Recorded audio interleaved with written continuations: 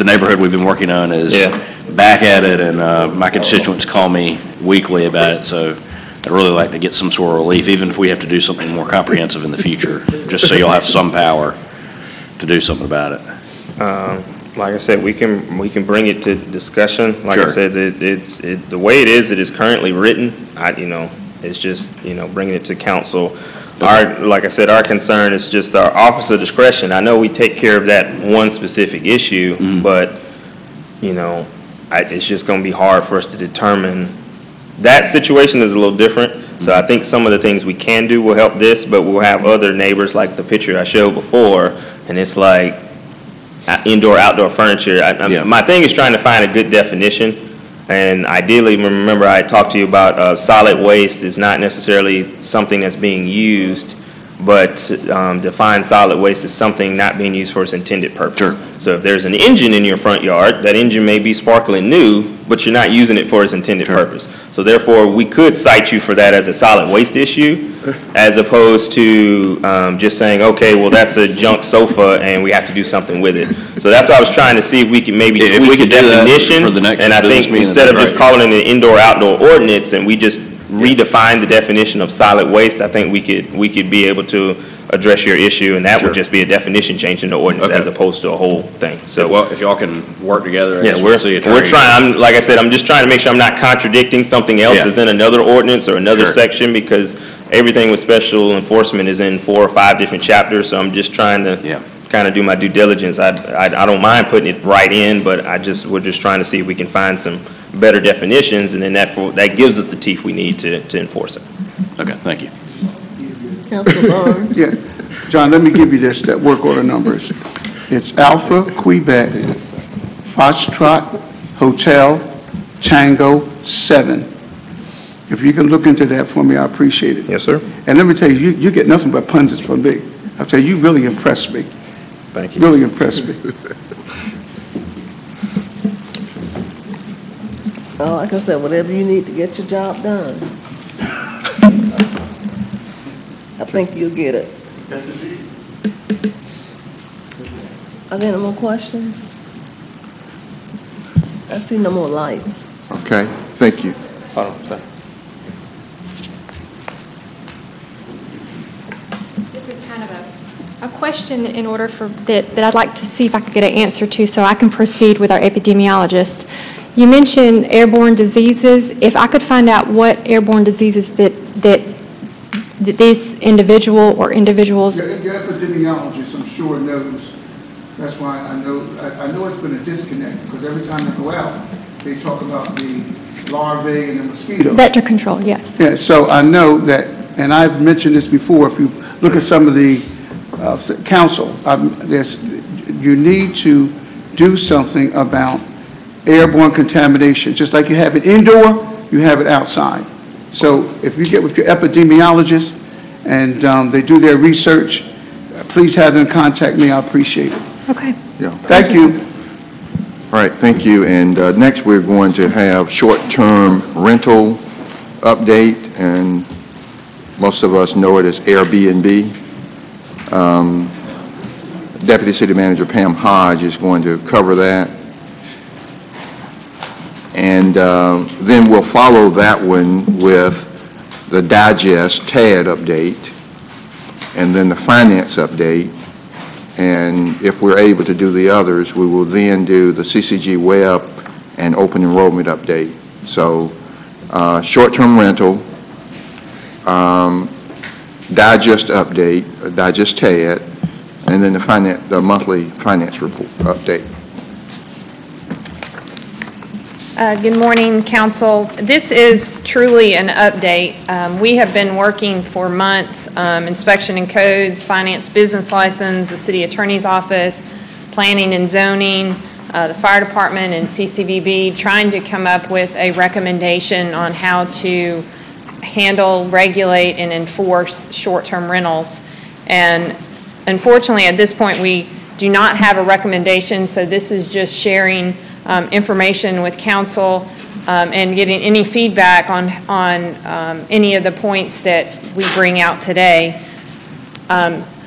some of the challenges that we faced as we've been discussing this topic is whether or not to consider short-term rentals equivalent to hotels or set them up as a unique definition, which would be different requirements in different zonings. The online companies will not release the locations of any of the short-term rentals, so it's hard to regulate or enforce when we don't know the location of where these short-term rentals are. Talking about enforcement, how do we enforce them, and making sure that there is no liability on the city as we're looking into enforcing and regulating short-term rentals.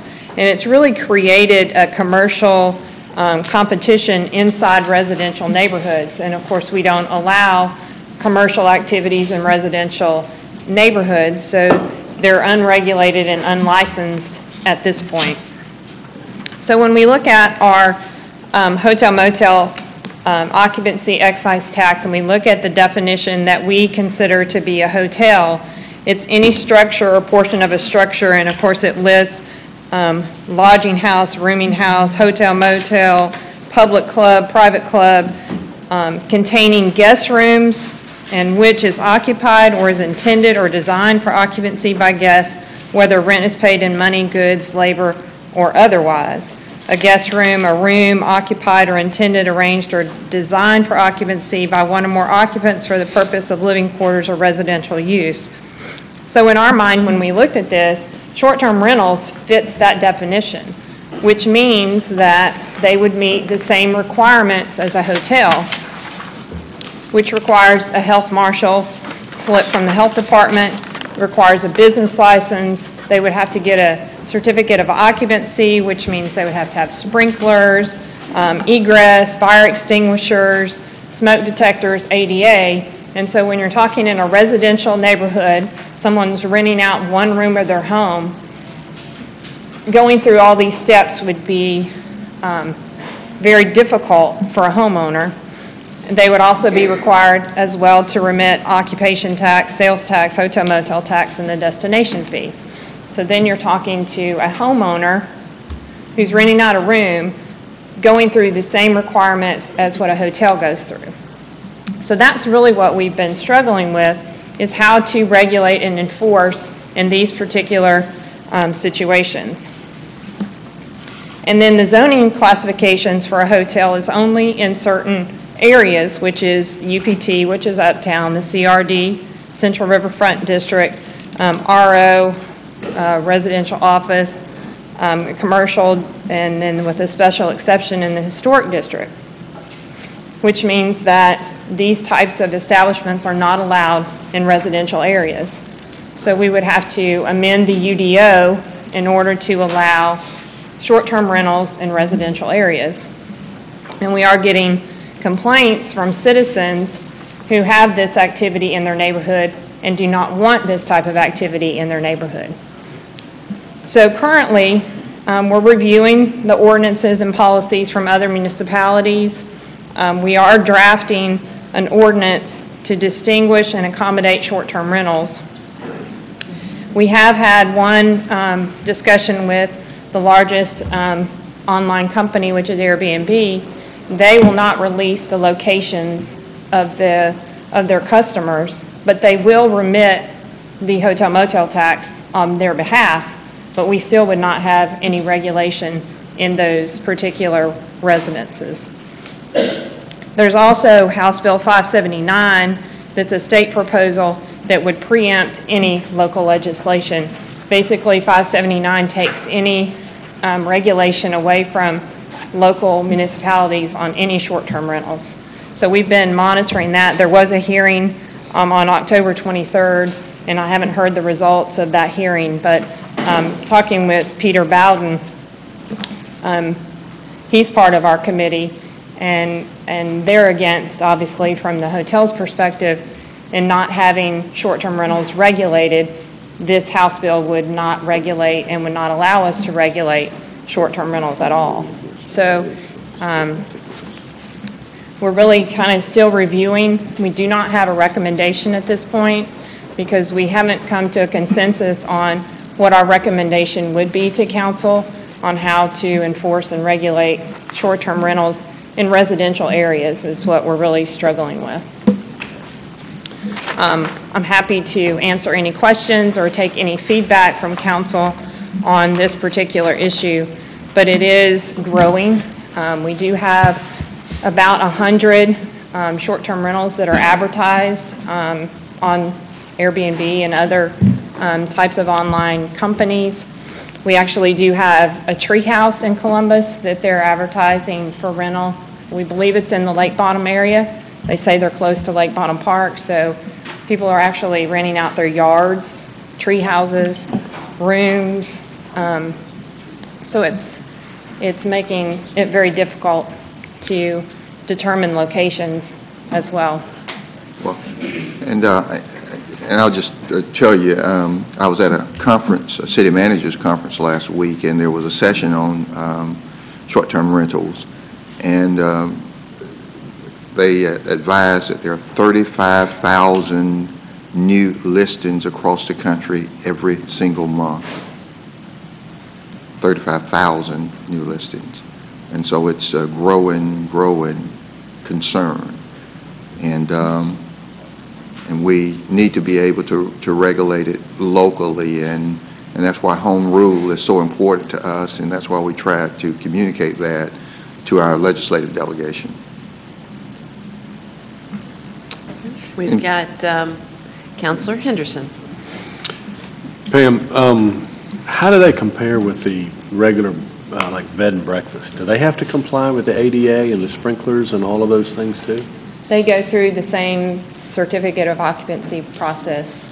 So they fall under the hotel classification. All right. You know, I think when we first asked about this, there were some people that were upset thinking we were against the Airbnbs. I don't think we are. I think that what's happened, though, is there's a lot of folks that have found a loophole, and they've been able to create a little bit of an unfair advantage. You know, there are some people that just have a home they couldn't sell or couldn't rent, and they started this short-term rental. And it provides a good service here close to Fort Benning, because it allows some of these young folks that are going through their training, if their parents or a relative is close enough, they'll rent one of these things for a couple of months, and they get a home-cooked meal when they get off post for a little bit. But there are also folks that have quickly either built or bought dozens and are operating a business, and there's just a loophole. I've talked to several people that own some of these things, and they're not at all against the regulatory efforts by a municipality. To me, it's a safety issue. There's a reason we don't allow commercial enterprises in residential communities, and because this is on the line between residential use and a commercial enterprise. I think you err on the side of caution. You just want to know it's there, and you want to make sure that you're not unintentionally creating an unfair advantage for a cottage industry, pardon the pun, that is taking business that might otherwise go into the B&Bs or the hotels. So I just think this is something that we need to pursue, and I think we need to fight very hard against any kind of state regulatory or limit on our regulation. That's just, to me, that is such an incredible overreach by the state's legislature. And in talking with our delegation, I won't speak for them, but I don't think they felt like that might be the best course of action either. So, well, thank you for the update. I just want to make sure that we don't let this, because the rate that the city manager just said these things are proliferating. We can't afford to let this kind of slow play. We need to kind of stay on top of it. And you know, maybe even at some point get some draft legislation out there, and let's convene with some of these folks that own them, and let's see if they can live with it, and let's get something in place. We can modify it if we have to later, but I think it's something that we're going to be in. We're going to be very, very sorry if we let it get too far out in front of us. Well, we can regulate them currently under the hotel motel tax with the current definition, but the issue for regulating them is they wouldn't be allowed in residential areas. So we'd have to amend the UDO in order to allow short-term rentals. So those are some of the things that we're looking at as part of our recommendation, is to if we're going to allow them, then we need to update the UDO. Okay. All right, thank you. All right, we have Counselor Thomas. Ms. Hodge, you said the state proposal that would restrict any local legislation. Are there state regulations that are there, or is this just saying there will be no regulations? The way House Bill 579 is that the state would regulate and the locals would not be allowed to have any additional regulations. The way it's currently written, it talks about collection of sales tax, but doesn't talk about collection of our local hotel motel tax. So there's things in there that would not be beneficial to the local government. Does the state, for example, require ADA confirmation or sprinklers or some of those kinds of items that you listed? No, ma'am. No, okay. The other thing that I wanted to ask you about, have we made any decisions about what is a short-term, when we're talking about this? I'm thinking I overheard a conversation just yesterday of someone who has a house who wants to rent one of the rooms in her house to a kid who's coming to CSU next semester and would only be there during the semester. So this would not apply to that kind of situation, is that right? That's correct. This would be 30 days or less. Okay, so each occupant, 30 days or less? That's correct. Okay, okay, thank you. Okay, we've got Clifton. Thanks. Let me read you the definition that they have in this proposed House Bill 579. Vacation rental or short-term rental means any individually or collectively owned single-family house or dwelling unit or any unit or group of units in a condominium, cooperative or timeshare or owner-occupied residential home that is offered for a fee and for less than 30 consecutive days. Vacation rental or short-term rental shall not include a unit that is used for any non-residential use, including retail, restaurant, banquet space, event center, or another similar use. So that's what the state is looking at as a definition on this thing going forward. Whether this particular bill passes or not, I noted that Representative Pizol is one of the sponsors of this bill. Okay. Looks like we don't have anything else. So. We've got Councilor Baker. Unless they're headed down the road, we had the same problem with ride sharing. You had your traditional taxi cabs and limousine services that were under sales tax and background checks and all those things. And when Uber and Lyft came along, nobody knew what to do with them, and they just did their own thing. And now the state has come in and completely taken control of all of that. And of course, they've done away with the sales tax, which may hurt us, but all of them now have one registration fee. Background checks are the same, insurance requirements are the same. So I don't know if this is the path that they ultimately will go down for B&Bs or not, but it sounds like it's sort of headed in that direction. It could be. We did let the legislative delegation know yesterday, the ones that came, that we need to keep local control of these sorts of issues because of the proliferation. Looks like that's it for comments. All right. Next, we're going to have our Finance Director, Angelica Alexander, talk about the digest and provide a tax allocation district update related to the digest. Angelica Alexander.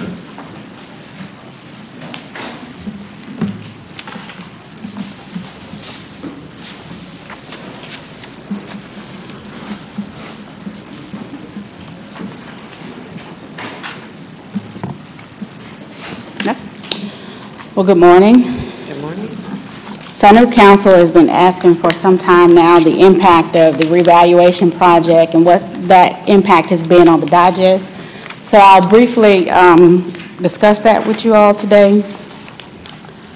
So the 2016 or FY17 digest was just over $4.7 billion. Our 2017 or FY18 digest is just over $5 billion. The increase in the digest between the 2 years was 5.71%. Our budgeted increase was only 2.4%. So in FY18, we have a growth in the digest of 5.71%, as you see here in the chart. The increase comes from the assessments resulting from our countywide revaluation project. As you can see in the chart, there hasn't been any significant growth in the digest since it peaked in 2008. That was right before the recession hit. Since then, the recovery has been very modest, and the city typically expected to see 3 to 5% increases before the recession. So still not at the max that we've seen before, but a 5.71% is certainly better than what we've seen in the prior preceding years. So at a 96 collection rate, which is what we typically budget, we don't budget the full 100% because we have to account for some delinquents. But in FY18, we budgeted a 2.4% increase. FY18 approved digest had a 5.71% increase. So at a 96% collection rate, the impact to the general fund would be an additional $964,268. To the stormwater fund, the additional impact would be $173,958. For paving, $482,429. For the medical center fund, $507,261. Metro's impact would be an additional $138,651. For the economic development fund, that additional impact is $84,543. And for the debt service fund, that's an additional $3,587 for a total increase of just over $2.4 million. And that's the increase in what we budgeted at 2.4%. So we plan for a 2.4% increase, but with the 5.71% increase, those numbers there is the difference between what we budgeted and what we actually have with the approved digest. Just as a reminder, council increased the bonus that was in the budget from 20 hours to 40 hours, and that impact to the general fund was about $800,000. So this difference here that we expect to receive most certainly covers that increase.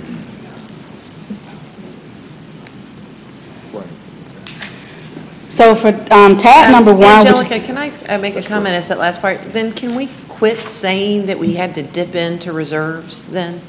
Because I had that PowerPoint the other day, I sent it to you to make sure about accuracy. And you made me take out the part that said that the FY18 budget did not dip into reserves. You said it did dip into reserves. Well, now if you're readjusting the collection rate, that seems like it didn't dip into reserves. Well, yes, that's technically true. Okay. The letter, I don't know if you're referring to the mayor's adopted budget letter. I think it was that, and then also there was a PowerPoint. How about we get it on it offline? I just want to make sure we all say it correctly. Right. And I think also I said something about budgeting this year without using reserve funds, right? And so anyway, if I just need to say it differently, fine, but I want to make sure we're accurate. And if we did do that, fine. But if our revenues have increased, then it seems like we can represent that to the citizens. So if you'll get with me, I'd like to clear that up. Yes, ma'am. Okay, thank you. Let's see, we've got Councilor Henderson. I just want to make sure that Mike. I just want to make sure that I'm clear on it. We mentioned that $800,000 for the 40-hour bonus. 20 hours was already in there, right? That's correct. So really the only impact to that was the $400,000 that we added additional. So that means that 964 covered that. Isn't that correct? Because there was only a certain amount coming out of general fund. The rest was coming out of other funds. That's correct. Well, the amount that was initially in the budget was about $800,000. Okay. So the increase to the additional 20 hours added an additional $800,000. Okay. And that all came out of general fund? Yes. Okay. There was some, I think it was a total of like $1 million, and some of it was out of stormwater funds and all Yes. that. So the net out of the general fund was 800, which pushed us into reserves, which made my PowerPoint wrong. That's how I got to the question a moment ago. So if you'll get with me. Okay, Yes, ma'am. thank you. So for tab number 1, which is the Benning Technology Park, the base digest here is 2.3 million. The 2017 or FY18 digest is about 2.5 million. So the net increase in that TAD district is $202,833. The impact to all the funds for the city's portion would be, of the digest, would be $3,345. The impact to the general fund is only $1,593 for this increase in the TAD district. For TAD district number 2, which is 6th Avenue and the Liberty district, the base digest was 27,900,000. The 2017 FY18 digest is 27.4 million. This actually resulted in a net decrease in that TAD district of $451,833. So there's no impact to all funds or the general fund because of the decrease. TAD district number. How did we wind up with a decrease? Because it was valued less. That's than correct. It was valued, the county-wide reassessment valued it and valued it down. So the values went down, but the city did not lose? No, we won't, because as you remember, as far as the TAD districts are concerned, it's the increment, it's the increase that goes into the TAD fund, so to speak. And so because there is no incremental increase, there's no impact to us as far as the TAD district is concerned. Now, as far as citywide collections, obviously it's going to be, we'll collect less because the valuations have gone down, but it doesn't impact the money that we are supposed to set aside for, specifically for the TAD districts. How much do we have a cost associated with implementing a TAD? Well, of course, let me think in answering that question. The organization bringing forward the TAD bear the expense of Ken Blakely, for example, whoever they hire. We don't get into that. That's not our expense. Okay. The expense that we would incur would be additional work required for the staff who we already pay it. Man hours. Pardon? Man hours. Man hours, yes. And of course, the advertising in the newspaper or whatever would be an expense. But other than that, there's no real expense. Okay. Thank you, Mayor. Let's see, we've got Councilor Henderson. And just a reminder, we did talk when we were talking about the TADs and we were approving the geographic areas, we made the comment that because we had not yet gotten the citywide or the countywide reassessment completed, that we reserved the right to tweak that footprint just enough so that it would trigger a resetting of the valuation. So in other words, what we're looking at in here, if we did that, then these numbers would kind of be moot because they'd be reset to the most recent reassessment. Is that not correct? Because our concern, my concern was when we were doing this, it gets convoluted. I need you to say that again. Okay. Yeah, because we were saying one of the things that happened when the TAD was approved, when they approved, my understanding, when we approved the geographic footprint of each TAD, that set the benchmark, that set the baseline for our taxes. Well, we have since gone through a citywide, countywide reassessment to more accurately determine what the value of those properties are as of now. Now, I know we discussed that we were reserving the right simply because we wanted to be completely or as correct as we could and honest with the taxpayers about the current value of that property. We asked Mr. Blakely how we could reset that number, and he said amending the footprint, even by one parcel, would trigger a resetting of a new benchmark. Now, we had indicated when we discussed these that that's what we wanted to do to get an accurate baseline. And so I'm just saying that if we did that, then the impact to those funds wouldn't exist because we would be redrawing the baseline. Is that not correct? That's correct. Yeah. Okay. And I don't know if council wants to do that. I know we reserve the right to evaluate that. Exactly, but when we look at the growth, as she has pointed out, we projected 2.4, we got 5.7. Obviously, there were pluses and minuses. Sure. And a perfect example of that is what we just talked about in Liberty. Right. I guess it's 6th Avenue. You know, there were more minuses than pluses, and so there's no impact, and we actually. Right. Yeah, and so the question would be, you know, whether the juice is worth the squeeze in doing it. And I think that from my perspective, because I know Mr. Bishop and I had this discussion, was that the total amount of the money, when you break it down into the dollar value of what that increase or decrease in that assessment is going to yield, is fairly negligible.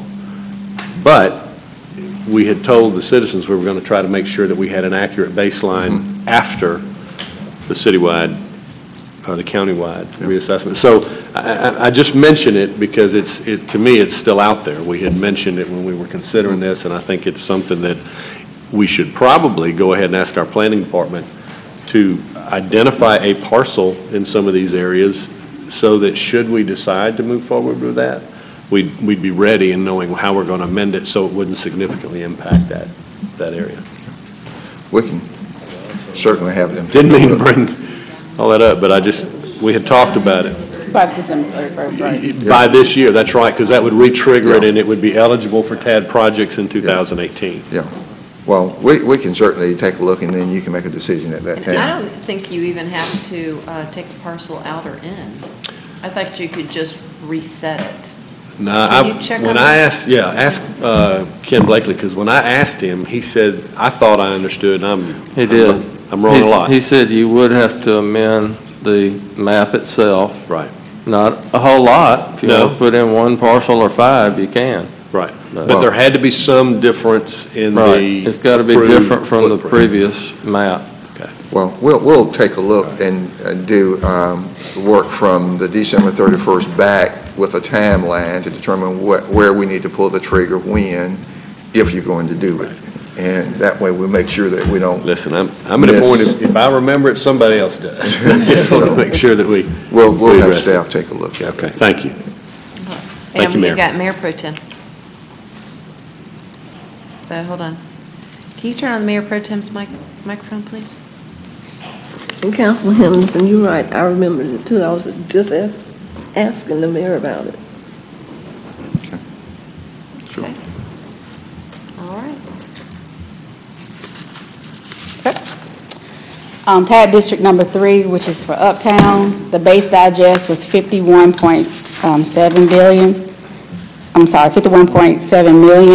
The 2017 FY18 digest is 51.8 million, so the net increase was $113,895. The impact to all the funds, that received tax revenue is $1,878. To the general fund, that impact is $894.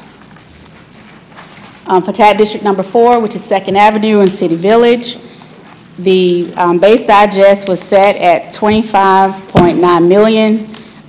The 2017 or FY18 digest is $27.4 million for a net increase of $1,425,225. The impact to all funds is $23,506. For the general fund, that impact is $11,192.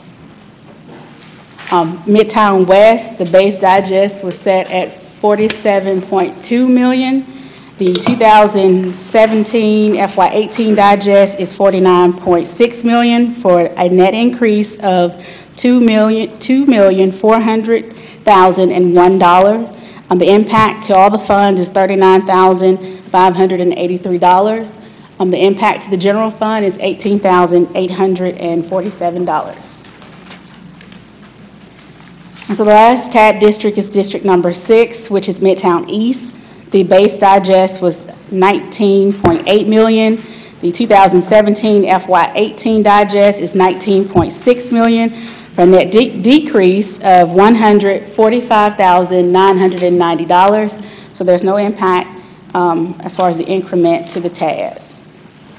So the total TAD impact across all funds is $68,312. For the general fund is $32,526. And I'd be happy to answer any additional questions if you have them. All right. Does anybody have any questions for Angelica in addition to those already asked? Okay. We've got the Mayor Pro Tem. Angelica, when you look at where you had the $1 million increases, why is the impact only about $50,000 or $60,000? Take Midtown West. Midtown West. Right, so that is the total assessed value. That's the difference there. So we have to equate that down to what we would actually stand to receive in collections based on the millage. So, I mean, the calculations for that is to take the net increase divided by 1,000, which gives us the tax rate, and then multiply the tax rate by our millage. So our millage for across all funds is 17.18 mils. For the general fund is 8.18. So that's how we determine what the impact is. Okay. Okay. Because I know the public hears this $1 million, and then we're only talking about 50 or 60,000. They're gonna want to know what happened to the rest of the money. Right. It's 40. The 2.4 million would be times 40%. Right. Then divided by 1,000, then times 42, I guess. Right? 40% of. That is the 40% value. The 2.4 is 40%? We received the digest from the tax commissioner. It's the digest that we receive is the 40% digest. Okay, I don't say that comes out to $40,000 then. Okay, that's fine. Now, is that? So that's just the city's portion. That's not including the school district. Okay, I was running the full 42 right. meals. No. Okay, I got you now. Thank you. Thank you. That's my mistake. Okay. Mayor Pro Tem, did you have some more? No. Okay. All right, I think that's it. Angelica, Madam Mayor, we're thank going you. to proceed with the finance update. Oh, okay. Okay. All right. So you should have the monthly snapshot before you. This is as of the end of September 2017. Just starting with the to the right of the snapshot here. For the operating funds, the general fund is down 15.03%. I will make mention that we have received about $5.8 million in tax collections thus far this fiscal year. We have not distributed that out to the funds because we've just gotten a meeting with the tax commissioner's office to go over the new reporting. You know, with the new system, there comes new reports. We have to make sure that we understand those reports before we distribute this money. That meeting is set for next Tuesday, so hopefully when I give the finance update next month, we'll have that revenue included. I will say out of the $5.8 million that we received, typically about 40% is allocated to the general fund. That's about $2.3 million. If those monies were in these numbers, the general fund would be relatively the same as it was last year, or with an increase of about 0.60%. Continuing on with the other local option sales tax fund, the increase is 4.23%. For the stormwater fund, the decrease is 81.65%. The paving fund, the decrease is 91.32%. We don't have any revenue recorded for the medical center fund, so that decrease is 100%. Again, these are tax-supported funds, so we haven't distributed the tax money to those funds just yet, so that's why those decreases are so dramatic. The integrated waste fund is up 3.40%. The emergency telephone fund is up 2.49%. The economic development authority fund is showing it's down 100%. We haven't allocated any money to that fund as well. Debt service is down 24.21%. It also receives tax revenue. The transportation metro fund is down 52.99%. It is also supported with some tax revenues. The parking management fund is down 36.58%. And while the revenues are down as compared to September of 2016, the expenditures are down about 16% as well. So I know they're still working out those staffing issues. I did have a conversation with the metric director yesterday, and so they are fully staffed at this point and are making some headway to lessen some of the impact between 17 and 16. The Trade Center Fund is down 3.18%. Bull Creek Golf Course Fund is down 4.74%. Oxbow Creek Golf Course Fund is down 4.31%. And the Civic Center Fund is down 2.79%. Moving down the snapshot to the other local option sales tax fund for the public safety summary, we've collected to date just over $4 million in revenue that's been allocated towards the public safety portion of the other local option sales tax fund. Obligated expenditures amount to $6.2 million. That's as of the end of September. The other local option sales tax fund infrastructure revenues, we've collected about $1.7 million. Obligated expenditures as of the end of September amounts to about $1.8 million. Moving to the left side of the snapshot here are the total general fund revenues as of the end of September. What we've recorded is just over $12.6 million, which is about 8.54% of budget. The general fund expenditures by department are listed below the revenue summary.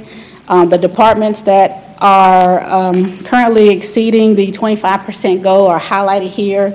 Not really that concerned with the departments that are listed here, because at the beginning of the fiscal year, as you know, we asked that departments go ahead and encumber monies that have already been obligated to for some of the commitment, or there are expenditures that are due at the very beginning of the fiscal year, and as we move on through the fiscal year, these numbers will sort of balance out. So for council, it's the annual GMA dues that were due at the beginning of the fiscal year. For the city attorney's office, we're of course defending several million in claims. For the information technology department, annual fees for various software lease and maintenance agreements. For the engineering department, annual payment to Motorola for radio maintenance. For the tax assessor's office, it is the vendor payments for the tax notices and overtime. For the Muskogee County Prison, it's the prisoner medical contract that was encumbered. For the Superior Court judges, we encumbered the court reporter services. As you know, the court reporters receive a certain amount of money every year for things that are outside of their normal contract. For the jury manager, there was a subscription due at the beginning of the fiscal year for the jury summons, as well as the pettit jury fees. And for the sheriff's office, the prisoner medical contract was encumbered. So those are the departments that are currently over the 25% threshold. In regards to the TAN, we have not had to draw down any additional monies except the initial $50,000 that we were required by law to take. And so I will keep you updated as we go along as far as the any drawdowns with the TAN. And I'll be happy to answer any other questions if you have them. We have the Mayor Pro Tem has a question related to transfers. What are transfers? What, on the OLOS? Right, so the transfers on the OLOS are for things like cost allocation. Okay. Debt service, hang on just a second. That's good enough. Oh, okay. Okay, we've got Councilor Thomas. Ms. Alexander, two things. One is, as quickly as you can, would you post the OLOS figures on the website? I have people ask me about these all the time, and it's very helpful to be able to say to them, go to the city website. On the city website, you can find the OLOS figures, and I think the latest one that's on there is August, so September's, you know, I know it takes a while to get all these numbers put together, and so if you will do that as quickly as you can. They are out there. And the other thing that I would ask, I know that you do this so we'll have a one-pager, but there's a lot of information on this page, and it's difficult to read sometimes. Okay. Would you think about that? Yes, ma'am. Thank you. All right, I think that's it. Okay. And I don't know if you heard me, but the OLOS finance page has been updated. So the current reports are out there. The September reports are out there. Yes, ma'am.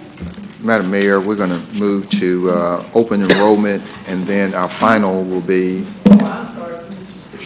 Sure. I knew there was something else I wanted to ask. Ms. Alexander, if I could, I'm sorry. Do you have any idea about the kitchen at the jail, how they're doing? Are they, Well, I don't know if that's Ms. Alexander or... Well, we're going to come to you with an update at the very next meeting. In fact, that's good. We wanted the sheriff to come today, but our schedule would not allow. That's okay. So didn't she confirm for the next meeting? Confirmed. Okay. Great. So she'll be here for the next meeting. Our HR Director, Aretha Hollowell, is going to talk about open enrollment. Good morning, Mayor and Council. I wanted to provide you a very brief update and review of open enrollment for 2018. Open enrollment for 2018, we did a 3-week stint for open enrollment that started October the 2nd, and we went through October the 20th. We were able to be in 14 locations throughout the city so that it was as convenient as possible for employees at various times during the day. To culminate open enrollment, we had a health and benefits fair on October the 20th at the Trade Center, which was well attended. Our open enrollment was conducted by our benefit consultant, Shaw Hankins, and we've gotten extremely good reviews from the work that they did and the service that they provided for us. Our open enrollment activity, we had 926 employees complete open enrollment. 2,885 did not. That included all of our active employees and all of our retirees. 321 of those employees completed online enrollment. 568 completed it with an enroller, meaning that they made an appointment, they went and sat with someone and talked about their benefits, and then they enrolled at that time. Then we had 37 employees that completed it by calling the 1-800 call center number and speaking with a representative and completed open enrollment there. I will say that these numbers are indicative of what happens during open enrollment. Last year we had a very busy season in terms of we had a lot of plan design changes. This year there were not those kinds of plan design changes, so it was very minimum in terms of open enrollment. And I'll share a couple of brief things here with you about why I think, participation was probably slow. or low. One of the things we also wanted to do is make sure that employees knew as much as possible about their benefits.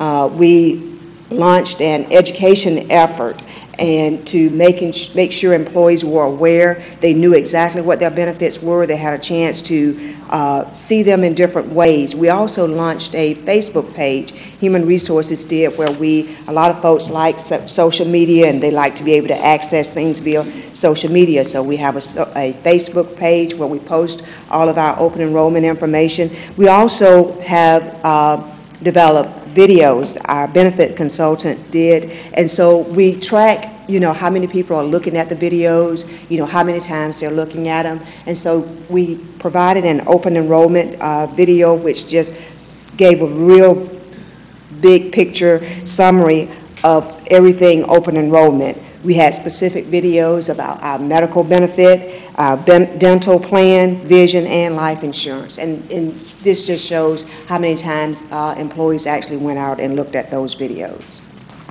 And then just to review the actual benefit itself, our medical benefit, thankfully, there is no premium increase for 2018, and that I'm sure account for the low participation in open enrollment. Many employees will say, I'll just keep what I've got. So they were able to do that if they decided they were satisfied with what they had in 2017, they could keep the same thing in 2018. So there's no medical premium increase. Whatever the premium that employees are paying in 2017, they'll pay the same thing in 2018. There is an increase in the emergency room. If you're on the silver plan, there is a co-insurance of 20%. If you're on the gold plan, there's a co-insurance pay of 10%. There is a slight increase in the urgent care copay from $40 to $60.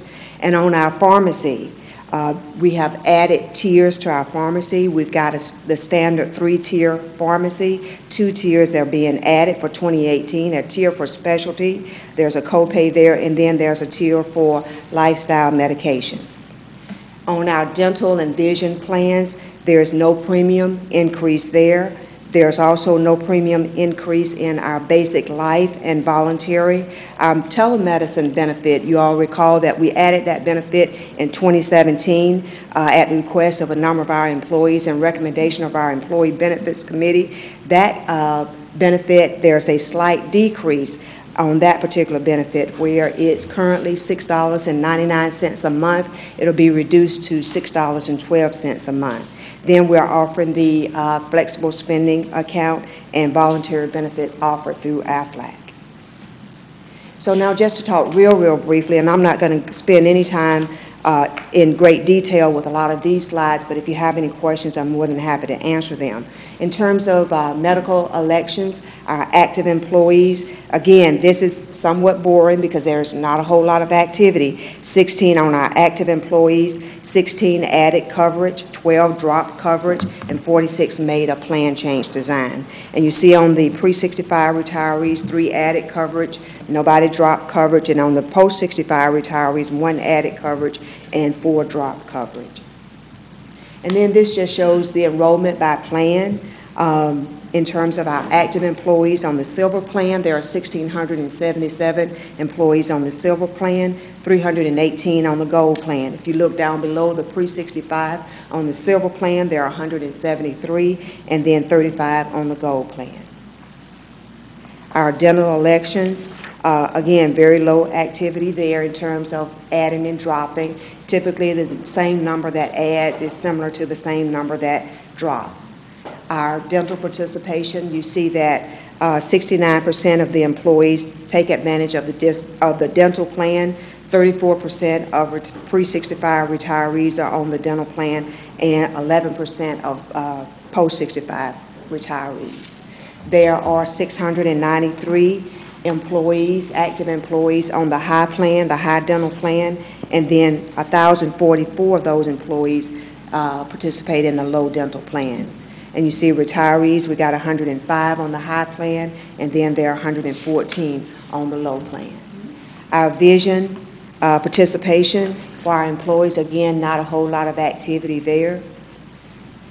active employees, 59% of our employees participate in the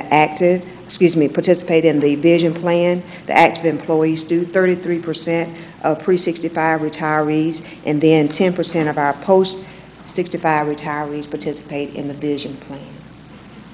And then, of course, we're offering for those employees that voluntarily and want to participate in the flexible spending account. 142 employees did participate in the health spending account. That is a little bit up from 2017. 47 added it and 59 dropped it. There's also the two types of flexible spending account, the health care flexible spending account and the dependent care flexible spending account, and you see the activity there.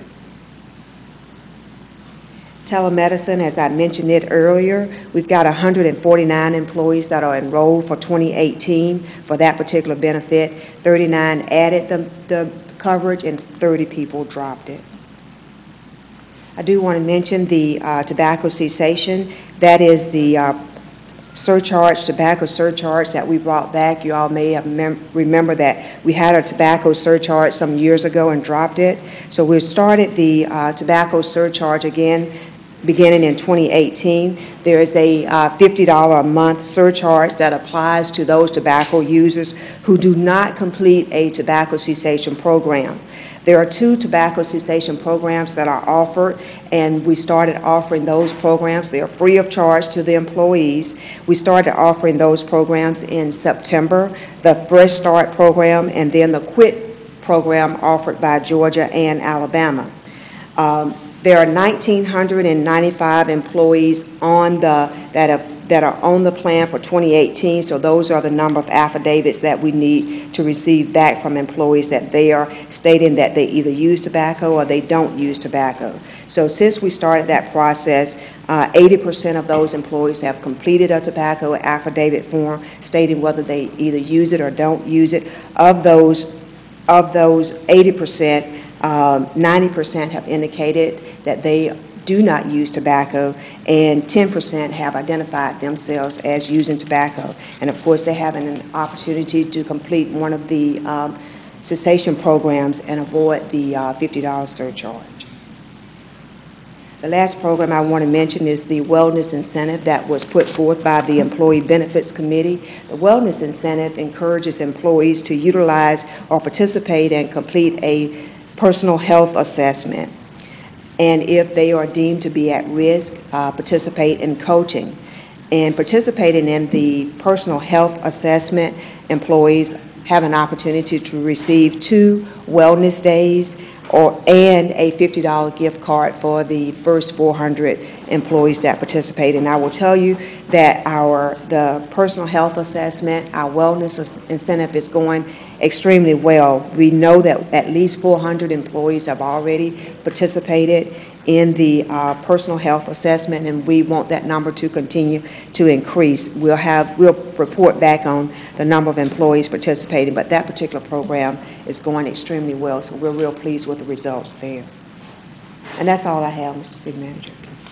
We have Councilor Allen. Hollowell, how many employees do we have? Active employees, 3,000, okay, roughly. I was just curious about I think it was the first slide you put up. If my math was correct, it looked like enrollment was 3,801 or something like that. In terms of total enrollment? Yeah, I think it was the first slide.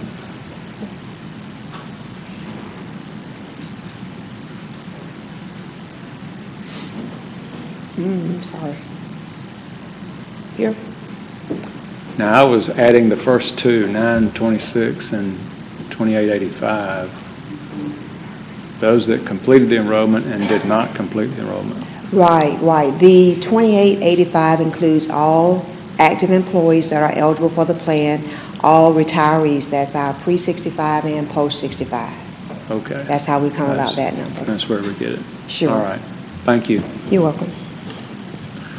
That's all. Madam Mayor, I have the final update. It's the CCG, Columbus Consolidated Government Web Presence update by IT Director Forrest Tolley.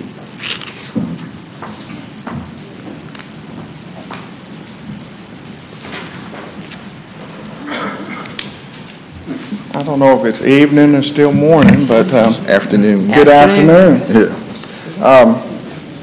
I've been asked to kind of give an update on the web presence, and I wanted to start with what I came to you with, my initial assessment back in March of 15, when we talked about, at this meeting, increasing our data center capacities, improve our web presence, and improve the business resources and some other things. So part of the plan originally, and still is to always improve on our web presence. When James Garrity, intern, I guess, for Mr. Hughley came in, one of the things he was asked to help do was to go over some suggestions for our web presence. And he made some recommendations working with the IT department, and I'm going to go over what we're doing to try to help improve our web presence and our web stability. So one thing we're working on is to make it all cloud-based. Cloud-based means that we won't host it here, and one thing that means is right now if you host all of your stuff here, that means all the traffic comes here. So that means you need more actual bandwidth. You also are more susceptible for some of the denial of service attacks you hear about that bring down cities. Well, if they hit the website and it's off premises, then of course they would be attacking Microsoft sites and they won't actually be attacking city sites. So that helps the security, plus being on the web itself. The Azure that we use, the Microsoft platform we use, is actually government Azure, so it's actually made for enhanced security features. Minimum downtime, Azure or the cloud is up, you would say 99.99% of the time. We would be down by scheduled maintenance or if we did accidentally uploaded something that broke our site. Lower maintenance costs. You know, when I first got here, we had to spend upwards to several $1 million with a lot of equipment and stuff. One of the things that you do when you move cloud-based is it's a subscription model, and over time, actually short time, you save money by not having to buy new equipment. So each time now that we would need a web server or web servers or web services, we have to go out and purchase new actual computers in the data center, but now we don't have to do that. And increased availability, that means two things. It's not just downtime, but increased availability means that if we were out, if we were cut, if we lost service as a city, you could still get to our website because the website is on the cloud. So if you have cloud connectivity through your home internet or through your phone, you would still be able to get to those services. We also are moving, one of the recommendations is to move to a .gov. Right now it's columbusga.org. And .gov, and I'm going to start at the bottom, it's reserved for governments. And it actually adds another layer of security. A lot of the things we do, since we don't have a .gov, we actually have to send a letter and say, hey, we really are the City of Columbus and we really can register for this thing. So the .gov gives us some more security features, plus it's recognizable. It's search engine recognizable. It's kind of more, has a better reputation, and it just increases the professionalism of the city when you go move to a .gov account. It's slightly more expensive than the other accounts, but it still gives us a better web presence. So we're thinking, but we're not 100% positive, that we would go to columbusga.gov, and that would give us a change in some of our email addresses too, but your current email addresses will still work. Another thing that we're working on is a uniformity of design. This has nothing to do really with moving it to the cloud. It really has to do with, we want the website more user-friendly. We've had it looked at by several groups and internally, and we actually sent out to all the directors and department heads some looks and feels, and we want to kind of get a consistency of design so it's ease of navigation. The two exceptions would be the Parks and Rec and the Civic Center, but all the other sites, we want them to kind of look the same so that when you're on the city side, it kind of flows. Increased maintainability.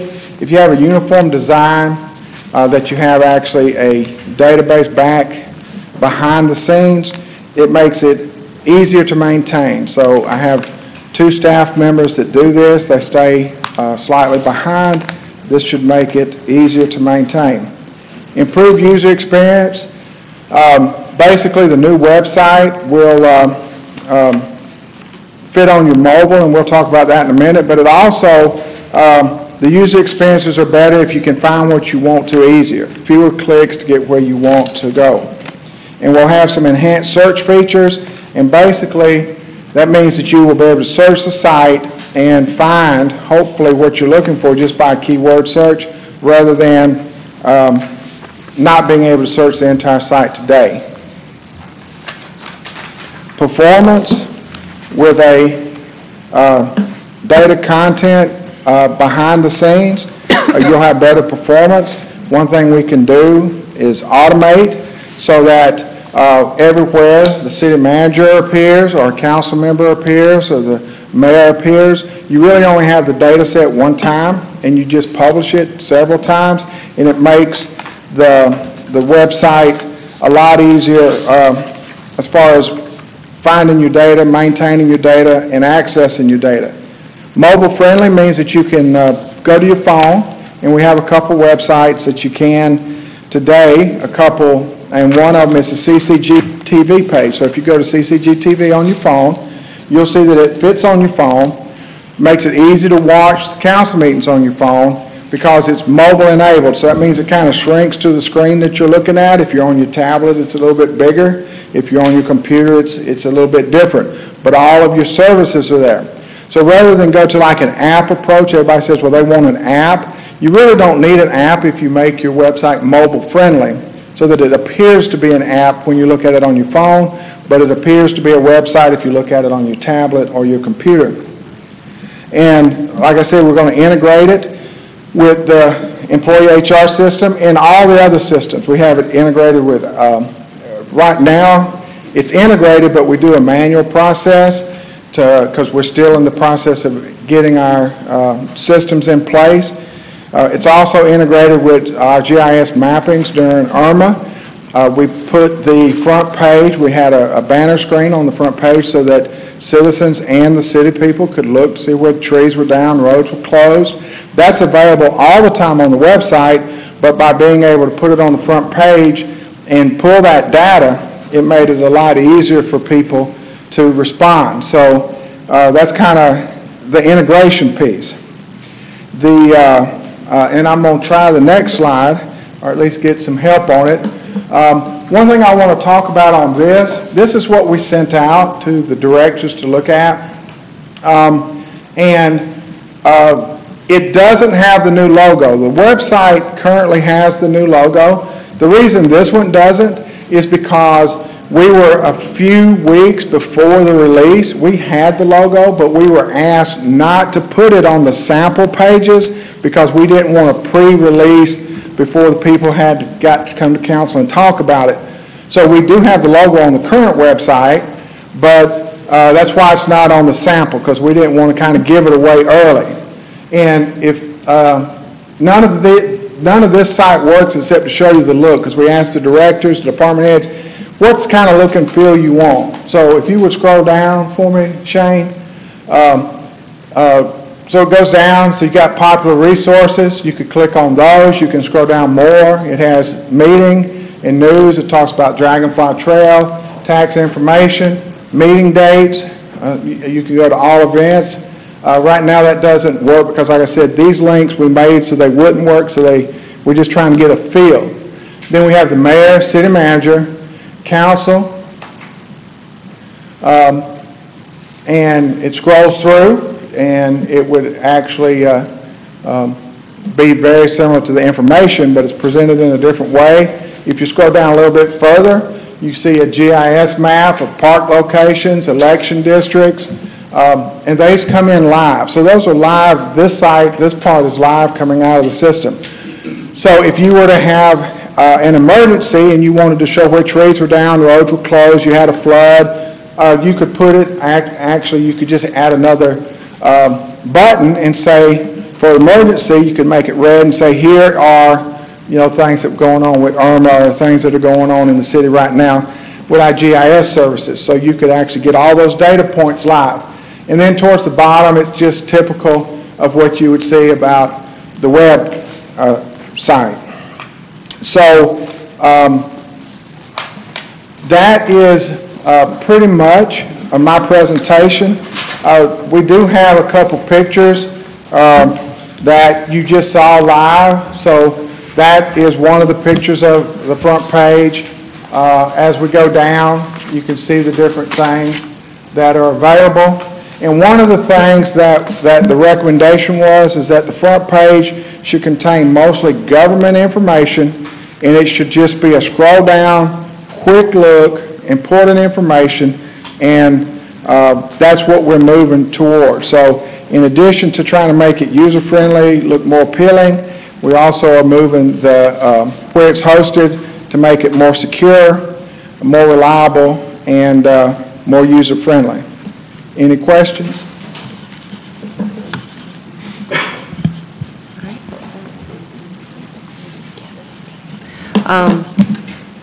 I think that's it. Forrest, thank you. All right. Thank you. Thank you. And Madam Mayor, I have two announcements. Okay. The first one is Veterans Day observance. It's Friday, November 10th for the Columbus Consolidated Government and this community and the nation. There's no pickup, garbage collection on Friday, November 10th. There will be no garbage collection on Friday, November 10th. Friday routes will be collected Wednesday, November 8th.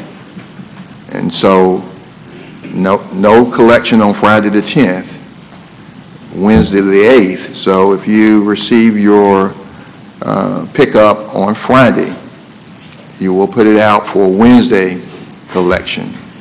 Nothing else will change. All other services will be provided on their normal collection day. So Friday, Veterans Day, garbage collection will be on Wednesday, November 8th. I just want to repeat that a few times. So if your garbage is collected on Friday, put it out Wednesday. So that's the announcement for that. Which day is the city closed, Mayor Pro Tem? On Friday, November 10th, Veterans Day, the city of Columbus will be closed except for emergency and essential services. And so there will be no garbage collection on that day. We'll pick it up 2 days prior to Friday, the 10th, on November 8th. Okay. The second announcement. Wait, Mayor Pro Tem had a question, I believe. I'm sorry. Can we, you know how you can send out those phone calls? Yes, the code red. Can we put that out on those calls? We can. Thank you. Sure. All right. We'll do a code red. We have Councilor Barnes? No, it's another. Oh, okay. We've had a number of council members to mention citizens' calls with concerns with coyotes. We've received quotes. We've selected a vendor. The vendor we've selected is Jarrods, Jarrods. We are scheduled to spend about $1,800, $1,800, and that number could go up, of course, depending on the number of coyotes. But the cost, the $1,800, includes trapping in Green Island Hills and the Heath Park area. If there are other areas that we need to know about, we ask council members or citizens to let us know. The work will start this week, and they will monitor daily for the next 4 to 6 weeks. The next 4 to 6 weeks, starting this week, Green Island Hills and the Heath Park areas. Jarrett is the vendor. So if you see someone out in those areas, know that they are out working for the City of Columbus in that effort. Madam Mayor, that concludes the work session agenda for today. Okay, we have Councilor Barnes. Yes, Mayor, City Manager, and Council. Pat Bigler needs to be commended for the columbarium. She called me on the phone. I was absent that when she called to remind me, she said, I know you weren't at council. For her to recognize that there was a issue, I think she really needs to be commended in some way. The word has spread, and it was a fantastic article in the paper. For her to recognize that some of the indigent burials were veterans, and just to realize how important it is, and to make that connection, because I talked to some of the military organizations here, to make that connection that, yes, if a family member does not know that a veteran has expired, that veteran would not be accorded the honors that's due veterans. So she really needs to be commended for that. And then the mission continues, that organization, for the work that they put in at the Riverdale. And I notified some of the American Legions 267, 333, and I'm going to the DAV 7 here to make sure that they will have individuals there. But I think it's phenomenal for the city to be doing something like that. But for her to recognize that it was, as an issue, is what really stands out, that she recognized the connection. Because I talked to some of the other military and said, you know, I hadn't thought about it. So something needs to be done, because that is extremely special. And for her to have done the research, and I think she has, what is it, 40 urns? I don't know the number, but yeah. Urns. For her to go through and find out and identify ones, I think is really superb. So something needs to be. Well, you could do a resolution for her, Councilor. I do want to, and that's one reason why I would like to do that, because that was really a wake-up call of a situation that will not be happening in this city again. Sure. So yes, could you give me all the information, because I would like to do something. Yeah. You want the city attorney to? Yes, because that is something that has really impacted the military community as far as the significance of it. Because regardless of what the veterans' situation may have been, they needed to be accorded some type of what every veteran, the rights that every veteran receives. Sure. And so that's why it's impactful. So I want to, and also say that on Friday the 10th will be the Veterans Banquet at the St. Luke Ministry Center. That following Saturday will be the Veterans Day Parade, starts at 10. I know Mike always makes it there, Mike Baker always. And right following the parade at the Phoenix City Amphitheater, we're having the first annual Veterans Rally at the Phoenix City, and it'll be about between 12:30 and 1. We will have free food and water. We will also have service officers from the various organizations for any of the veterans that may be having a problem with their benefits. That we will have a number, and we've just finalized, we will have a number of church choirs there, 4, I believe, there for entertainment and whatever. And so we'd like for everybody to come out. All right, we have the Mayor Pro Tem. I agree with you, Pops, Councilor Barnes. And I was really moved by the story in the paper. And I thought it was real good. They're using money from selling brick pavers to help fund the upkeep and some of that project. And I think it would be wonderful if each one of the councilors would buy a paver at only $75. And I was hoping I would see Ms. Beagler today to ask if they have some kind of flyers we can get out about the brick pavers. Because I think it's going to a worthwhile cause. Yeah. And one other great thing that Pat Bigler has done, and we had recently, is the Up and Motivated conference for our supervisors and managers mid-level managers, and she was able to fundraise and bring Herschel Walker in as a speaker for that conference, and it was an excellent conference, and it really helped supervisors and the lower level to mid-level managers attend and professional development courses, you know, and Pat Biegler founded that to reduce the level of travel and training for various employees, and that's her program that she founded, and we just finished that conference, and so she's to be commended for that as well. And can you also get somebody to check to see if there are some national awards that we can apply for from the city's perspective on her project? Sure. Yeah. We'll do that. All right, we've got some great employees. We're very fortunate. And Madam Mayor, we've covered a lot of topics today, and yes, we were able to get through them. I didn't know that we would be able to finish today, but thank you. Well, thank you. A good work session. And that concludes our agenda. So at this time, I'll entertain a motion to adjourn. All right, all those in favor, please state aye.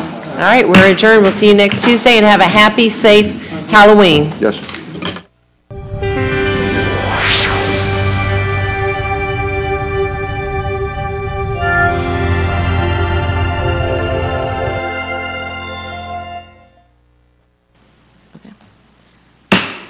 Good morning. I would like to call this November 1st meeting of the Planning and Advisory Commission to order. If you'll please stand for the Pledge of Allegiance.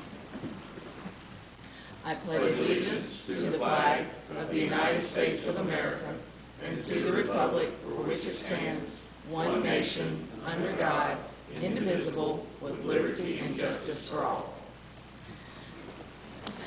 Good morning, and I find it incredibly hard to believe it is November the 1st. I don't know what happened to October. I know we didn't meet at one point, but whew, it has flown. We have got approval of minutes. Commissioners, you were given a copy of the minutes earlier in the week, and if we don't have any changes or additions, we can accept them as submitted, but let me ask if there are any corrections or additions that need to be made. I see no one, so we will submit those as accepted. We have no old business, but we do have two cases brought before us today. And our first case, well, let me back up. I'm jumping ahead of myself. Let me remind the audience that we will first hear, this is the first reading of any of the rezoning or special exception requests brought before us today. We will first hear the reading of the staff report for the case, then we will ask the applicant to provide a brief overview. And then we will give an opportunity for anyone in the audience to speak for or against that request. The commissioners will then have any needed discussion, and they will vote and then render a recommendation to the City Council. And then this recommendation goes back to the Planning Division and then on to the City, which it will be heard 2 more times before rendering a final decision. So we have gone through our minutes, and this brings us to our first case, which is REZN-10-17-1988. And this is a request to amend the zoning atlas of the Columbus Consolidated Government. Jared Yasenchuk, which I've probably just messed that name up, but of Columbus, Georgia, has submitted an application for 5344 Kolb Avenue, which is actually parcel number 188-020-019. The current zoning is LMI, Light Manufacturing Industrial. The proposed zoning is GC, which is General Commercial, and the property is located in Council District 8. Mr. Harrett, if you'll read the staff report, please. Thank you. Applicant is Jared Yasenchuk. Owner is the same. Location is 5344 Kolb Avenue. Acreage is plus or minus 2.686 acres. Location, or the current zoning classification is LMI.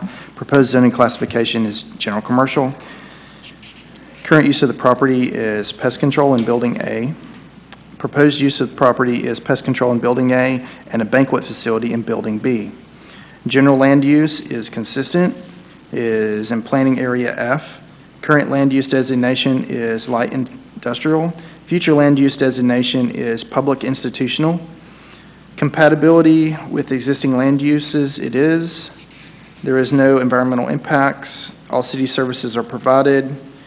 When we did our traffic impact, both of the 9th and 10th editions of the traffic generation manual do not include information to do a banquet facility or a convention center.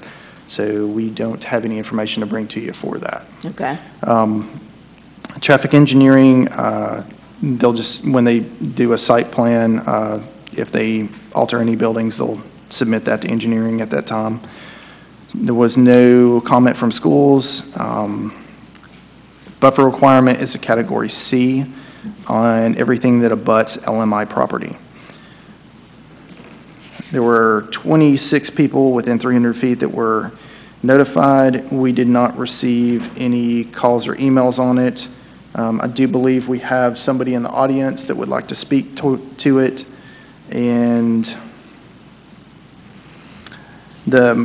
just for additional information, the Muskogee County School District has closed Bellwood Elementary School that is close to the property, but it is still owned by the district. All right, thank you. Commissioners, any questions regarding the staff report? Yes, Mr. Dudley. On the traffic analysis, that you are not giving any guidance on traffic, does that mean that the commission should just sort of make its best guess as to what the impact of this would be on traffic? It seems like there is a lot of residential nearby that might be affected by traffic if it's a nighttime event facility. We don't have any data. We don't have any way to calculate anything to actually give you any data to look at. Mm-hmm. So you're going to have to make your best guess because we can't find any information to hand to you to help you with that. Okay. Any other questions, commissioners, for Mr. Harrod? All right. If the applicant will please come forward and you'll state your name and address and give us a brief overview.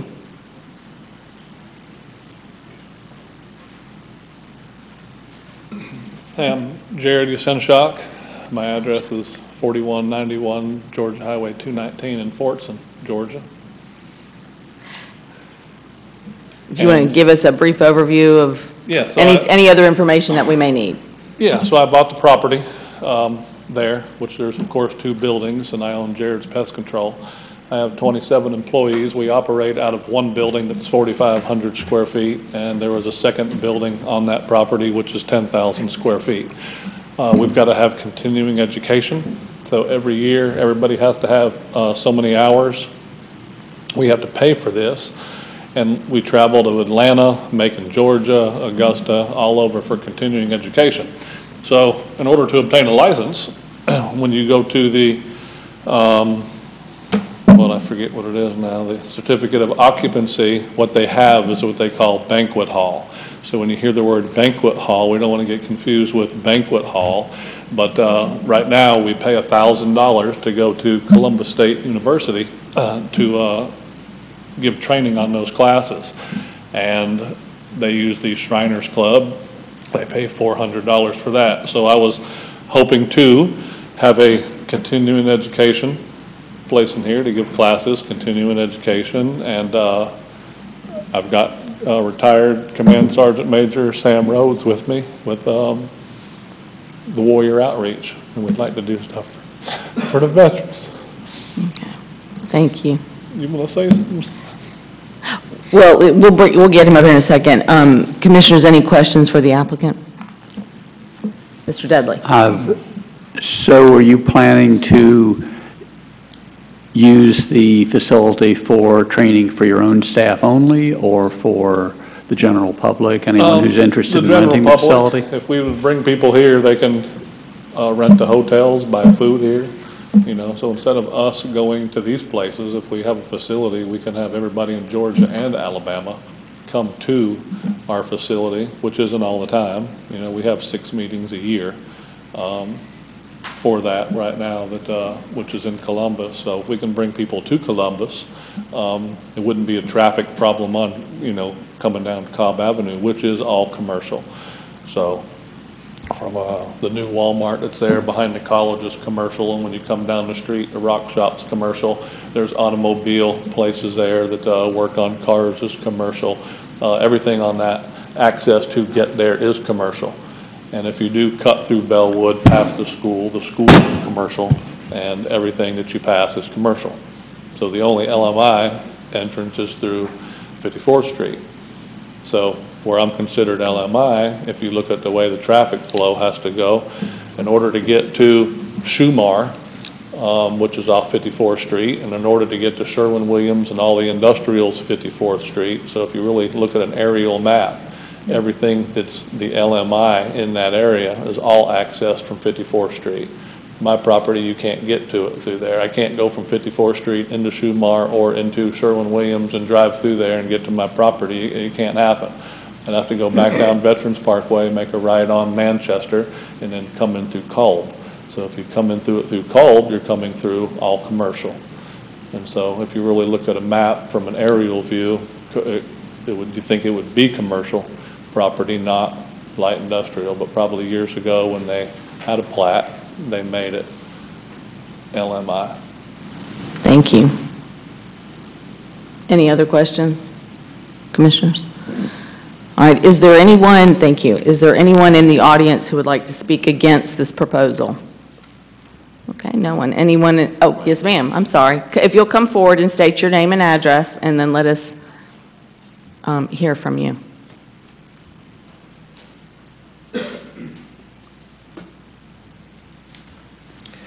My name is Charlene Moore, and I live at 1107 52nd Street in Bellwood. And it's not so much as speaking against, I had a few questions and concerns. Based on a couple of comments that the gentleman just said, Olive Cobb Avenue is not business. There are residential, there are houses there. In fact, there are new homes there. Mm-hmm. And my home would be located to the back of this, well, it is located to the back of the pest control already, and to the banquet hall that would be opening up. And my main concern is when Ann's auction was there in business in full swing, it didn't happen often, but there were times when she was in full swing that the traffic was busy, and there were actually patrons parking right in front of our home, that the auction was so big that the parking backed up all the way down 52nd Street. And that would be my concern, that during your training sections, what would the capacity be for the number of people coming, and how would the parking be accommodated? That would it be overflowed back down Cobb to 52nd Street? That would be my concern, because we did have several of her auctions where the parking was overflowing mm-hmm. back all the way down our street. And how often, I think you said 4 or 5 times a year, but that would be just for your company, and how often, because you said you wanted to open up to the public, and I think that's the main concern that we have as far as this facility opening up, is the parking, because it would just really overflow and over bombard our street. And that's really all that I had to say and ask. Okay, thank you. Well, if you want to address that concern here at the mic.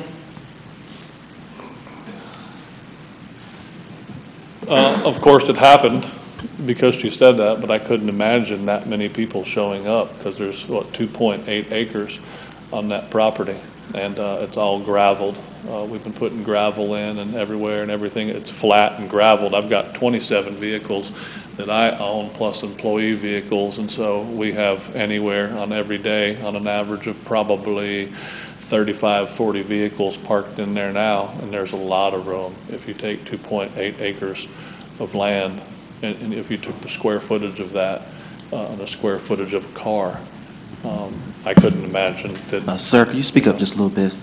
Yeah, just speak a little bit into the mic, but yeah. Yeah, I just couldn't imagine it. I don't know, when she said that, I couldn't imagine it backing up. Ann must have had a really good auction to have that many people, or didn't let people park behind the other buildings or on both lots. I don't know. Okay. So, but that's a lot of cars. I wouldn't imagine it to have that many vehicles to ever park like that. Mr. Reese? Question, with the training that you've attended in Macon and the other places that you named, from your best guesstimate, how many people usually attend a training class? It varies, and if they have them like in hotels, you know, they would have them in a hotel banquet room, which wouldn't hold many anyway, but we just had one the other day, and we had it at Ed's Southern Cooking, that they had one here in Columbus, and there was probably 30 people in there.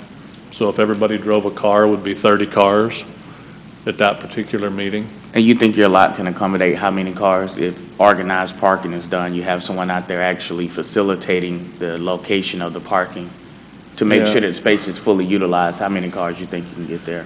40, 80, man, it'd have to do at least 120 vehicles, right? I haven't done the math, but a square footage on an acre is what?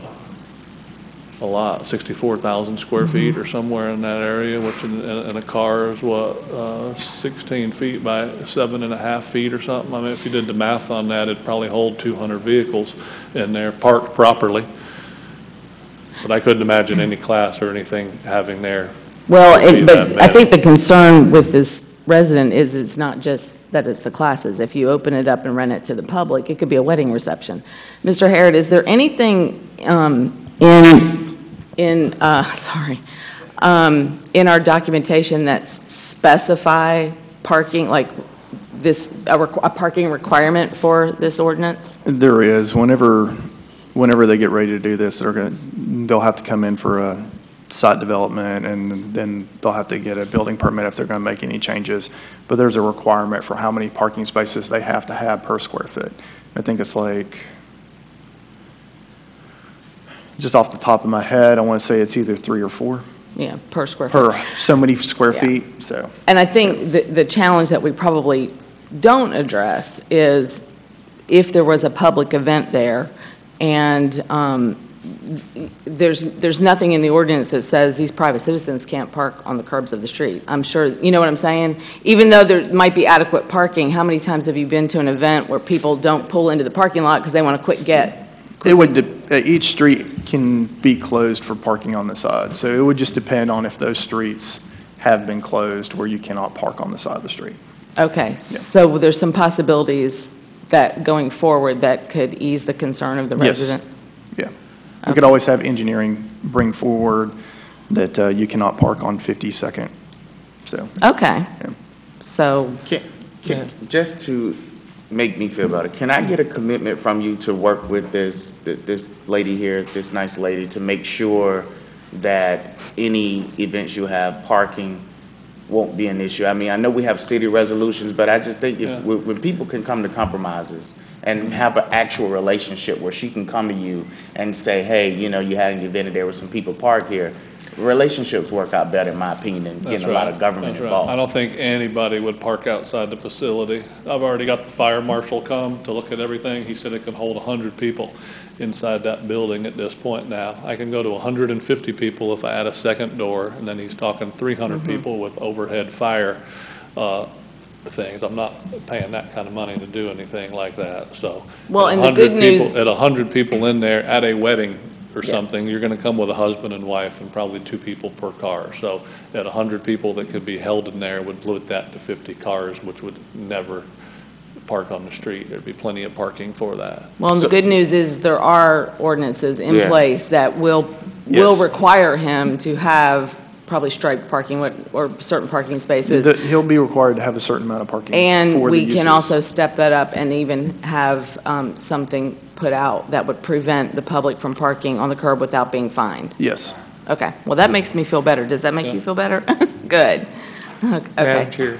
Yes, I'm sorry. But I guess for his purposes, when he goes to get the CO and his business license, it's going to be for a specific type of business. And although the UDO only describes a banquet hall, which doesn't adequately describe what he's going to do here, his CO and business license is going to be for a training facility of this nature, which if they're not falling into what their CO and their business license is, that's a different thing as well. I mean, it sounds like we solved it anyways. But I hear what you're saying. I guess what you're saying is The that if UDO his- doesn't match what the business he license and the can't COs have are. banquets. Is that what you're saying? Well, I don't know about he can't, but Currently, right now, he has pest control there in Building A. Right. So he has a requirement and a license to do that, and he's Right. gotten his CO for that. When he comes back to do if so granted, to do the banquet facility, right. then he'll have to come in for a CO to get that, and then that'll increase the amount of parking he has, because he has to have the right amount of parking for his current business, and then the increased amount. Right. Okay. But it sounds like we solved it anyway, so. Well, good. Thank No you. point. Thank you. Is there anyone else who would like to come forward and speak against the proposal? Yes, sir. If you'll come forward and state your name and address and give us, over here. This one, yeah. My name's Randy Moore. I live at 1107 52nd Street. I'm neither kind of for, but still concerned about what's going on. The parking, the abandoned school. There's a section there that's a field that's down in a grade. If there's overflow parking, why couldn't they purchase that section and open that up as a parking? First of all, we don't know that it's for sale, and, I mean, we can't mandate that someone buy something. And I think the parking, we've kind of got that resolved at this point, is Okay. what it sounds like to me, anyway. Okay, what about the security, lighting? Mr. Harris? Any after hour? That is, the security is something that will have to be taken care of by the property owner. We don't have anything that necessarily talks about security in the UDO. That is owners. Yeah, it's his responsibility to have keep his property secure. He will be required to have that 30-foot there's 3 different buffer tops he can have. He's going to be required to have that once the zoning changes, if approved.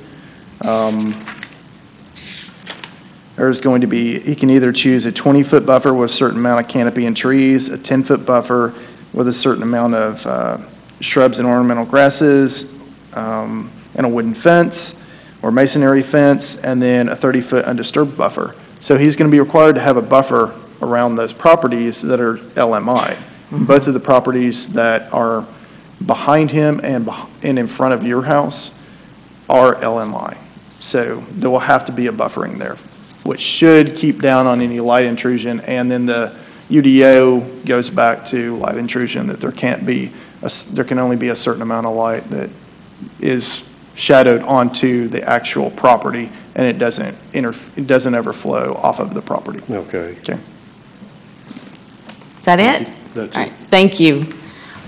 Anyone else in the audience who would like to speak against this proposal? Is there anyone who would like to come forward and speak in favor of it? Yes, sir, if you'll come forward and state your name and address for us.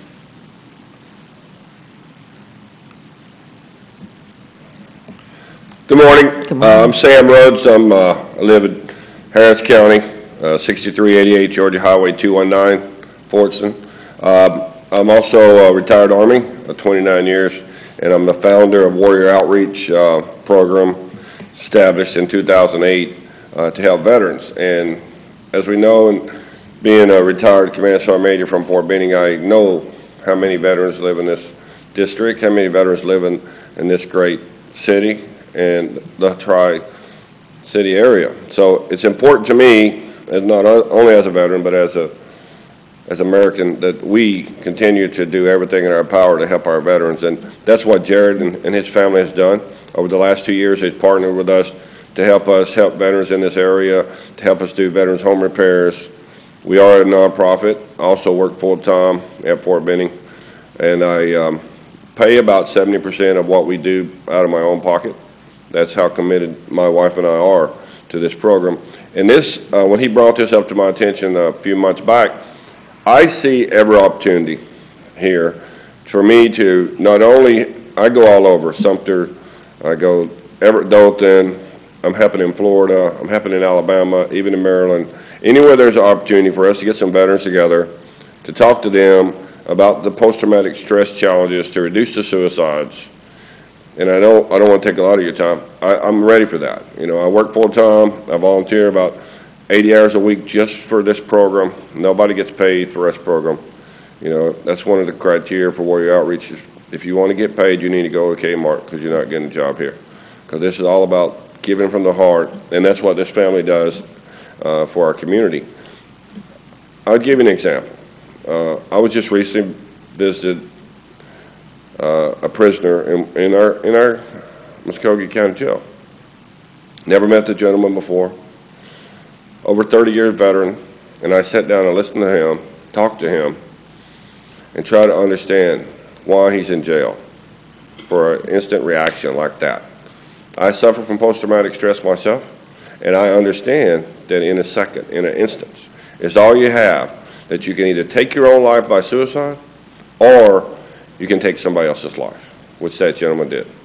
That's what Warrior Outreach does, and that's what we want to do more in this community to help more veterans, because that's what this country is made for.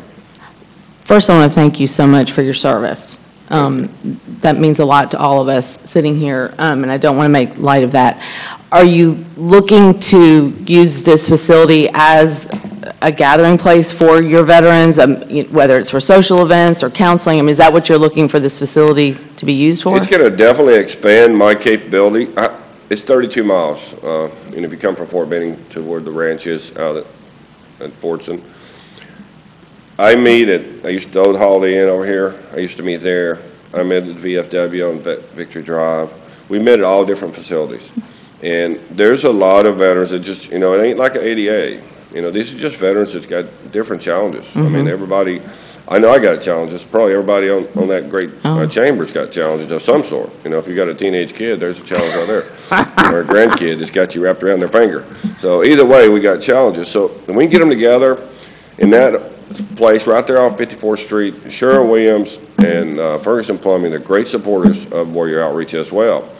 There's such a, I just need to get those veterans in a group, you know, and I don't think these great Americans back here would mind having people park on their second street if it's for the right cause. If we had 300 veterans showed up that day that's got challenges and we can help them, I don't think they'd mind that. But knowing Jared, that there'll be plenty of measures in place. Just like we have a ranch, we have overflow parking. I park at Antioch Baptist Church.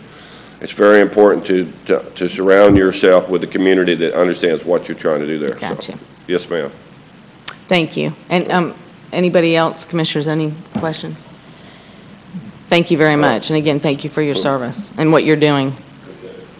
Anyone else in the audience who would like to speak in favor of this proposition? All right. Any other discussion amongst the commissioners, or do I hear a motion? Mr. Brandon.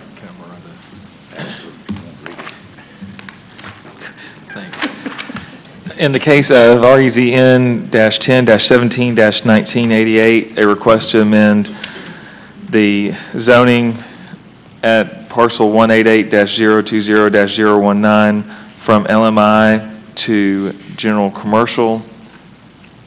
The general land use is consistent, therefore I move that we approve this rezoning request. And all those in favor, please raise your right hand. It is unanimous. So we will submit this for recommendation for approval, and we thank you for what you're doing. This brings us to our next case, which is REZN-10-17-1989. This is a request to amend the zoning atlas of the Columbus Consolidated Government.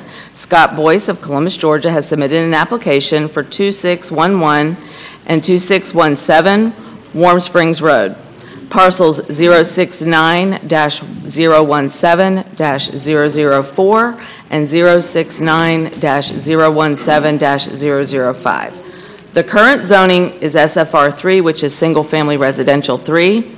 The proposed zoning is RO, which is Residential Office, and the property is located in Council District 8, Garrett. Mr. Harrett, if you will give us our staff report, please. Thank you. Applicant is Scott Boyce. The owner is Roma Real Estate LLC. Location is 2611 and 2617 Warm Springs Road. Acreage is plus or minus 0.56 acres. Current zoning classification is SFR 3, Single Family Residential 3, Proposed zoning classification is RO, residential office. Current use of the property is on-site parking. Proposed use of the property is on-site parking and office. General land use is consistent. It's in planning area D. Current land use designation is single-family residential. Future land use is office and professional. Is compatible with existing land uses. There are no environmental impacts. All city services are provided. 9 trips, if rezoned, 9 trips would be increased AADT, annual average daily trips. LOS, level of service for Warm Springs, will still stay at a level B. There's no traffic engineering concerns or school concerns. Buffer requirement will be a Category C buffer for SFR 3 properties that abut it. There were 35 people notified. We received no calls or emails regarding that. Just to keep you aware, in this area, there is the Tableton Road, Warm Springs Road project that is currently going underway, and they are expanding that, I believe, to a 4-lane with a turning. Thank you. Commissioners, any questions for Mr. Harrod regarding the staff report? All righty. Mr. Boyce. Good morning. My name is Scott Boyce, 5767 Roaring Branch Road, Columbus 31904. I'm with the Woodruff Brokerage Company today on behalf of Roman Real Estate. Roman Real Estate has a proven track record of owning and operating several real estate properties in Columbus. I direct your attention this morning to your rezoning application in front of you. We're asking to take 0.56 acres of land currently zoned SFR 3, single-family residential, to RO, residential office. This property is number 2611 and 2617 Warm Springs Road. These tracts of land are currently vacant. There were 2 single-family houses on this property that were recently moved off the property. We're asking to rezone this RO. It is served by all city services. The property has 2 curb cuts for ease of access onto Warm Springs Road. This property is certainly compatible with surrounding RO uses up and down this section of Warm Springs Road, and is consistent with the city planning use maps. Therefore, we respectfully request that you approve this zoning to RO. It meets all the criteria. We have not received any negative comments from the surrounding neighborhoods on this. The use for Roman Real Estate will be for continued on-site parking, for overflow parking from their 3 office buildings just up the street, number 2737 Warm Springs Road. The employees have been parking on this site. You couldn't see it because the 2 houses were in the front. They will, like I said, they have removed the houses. They will gravel the parking lot and place in some security lighting on this site. I will answer any questions you may have at this time. So we have no one in the audience, so I'm not going to call for anyone who's in favor or against, but I will ask the commissioners if any of you have any questions for Mr. Boyce. Just for clarification, Yes. you said this is for overflow parking? It's going to be first for employee parking, because the medical use is so intensive on their parking. They'll use it for employees, and if certain days they will use it for overflow parking. They have 3 medical buildings, probably 300 yards up the street. There's a signal at the intersection that they will cross. Right. But it will be first for employees and then for overflow.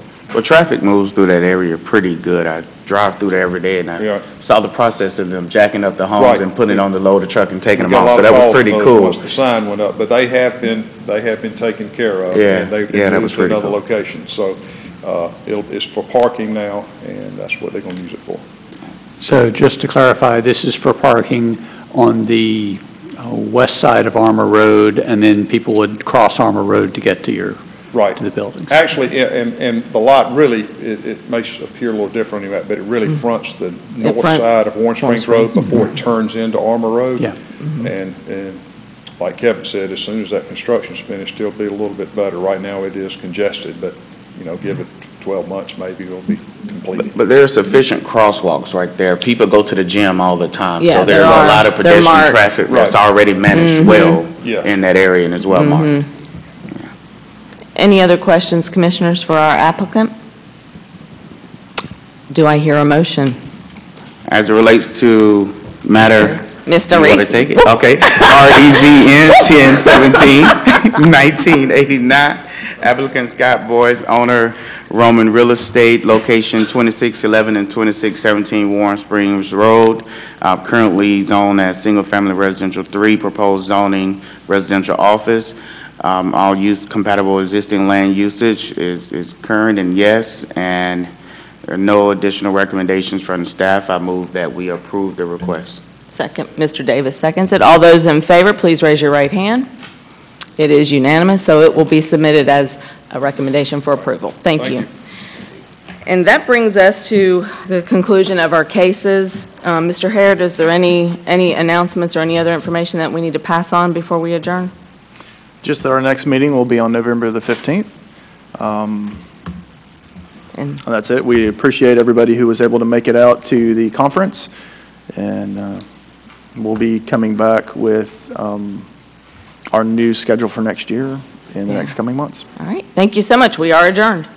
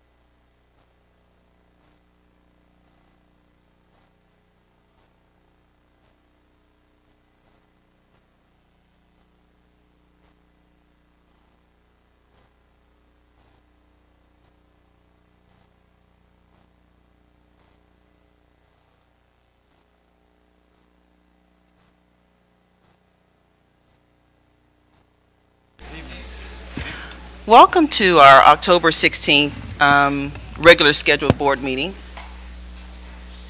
We will pause just for a few words of inspiration for knowledge and strength. Give us the Board of Education, firm faith, unwavering hope, and perfect charity. Pour into our hearts the spirit of wisdom and understanding, the spirit of counsel and spiritual strength, the spirit of knowledge and truth. Light and eternal shine in our hearts as we listen, learn, and make intentional decisions that are best for all now and in the future. Thank you. We're going to have a Pledge of Allegiance today by the St. Elmo Center for the Gifted.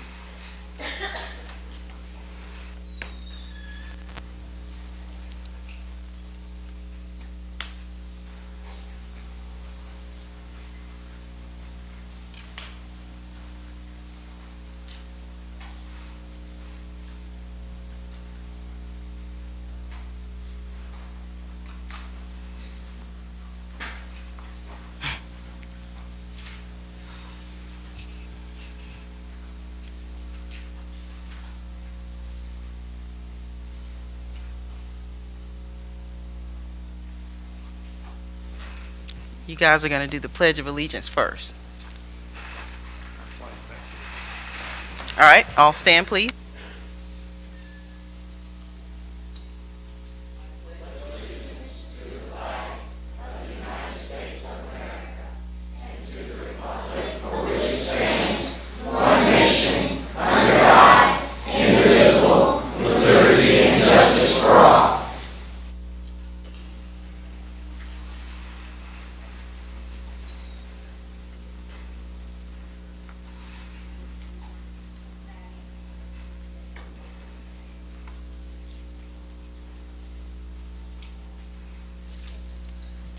Hi, I'm Maddie.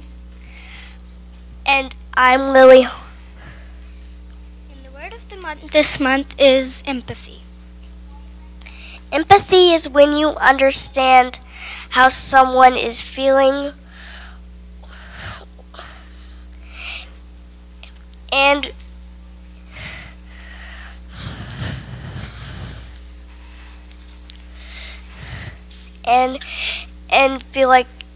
and feel how it is to be them. We painted rocks with kindness sayings on them. This is our way of reaching out to the community. We have one rock for you and one rock to hide on St. Elmo campus for the other students to find. We are hiding rocks to spread kindness and empathy.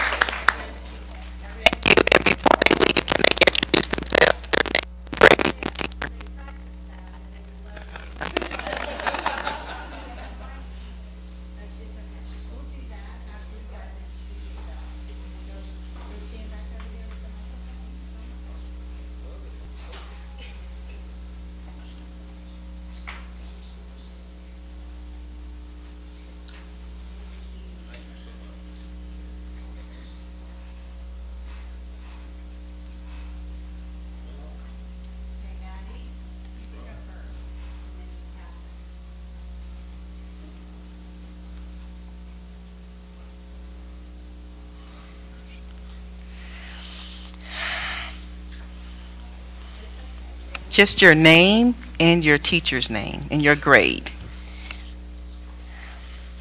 Hi, I'm Lily Holmuth. I'm in second grade,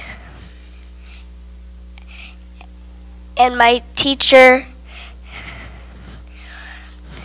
and my teacher is Miss Woods at Brewer Elementary.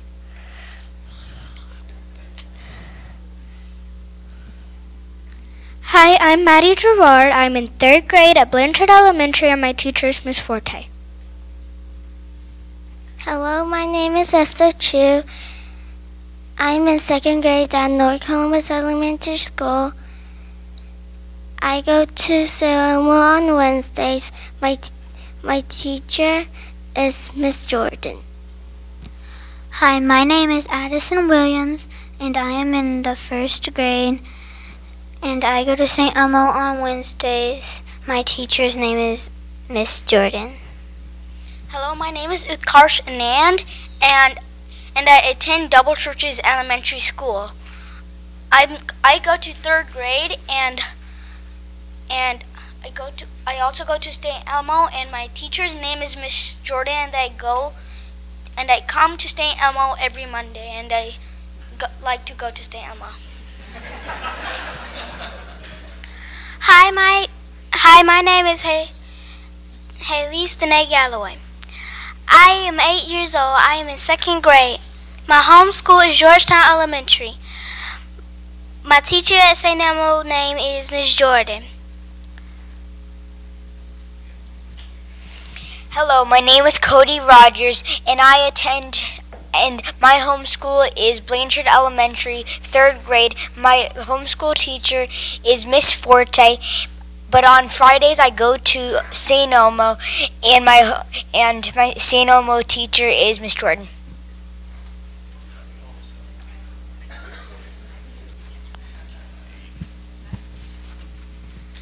My name is D'Antonia Davis. I am 8 years old. I go to Diamond Elementary. My Diamond Elementary teacher is Miss Slater, and I'm in 3rd grade. On Friday, I go to St. Elmo, and I'm in Miss Jordan's class, and I like St. Elmo.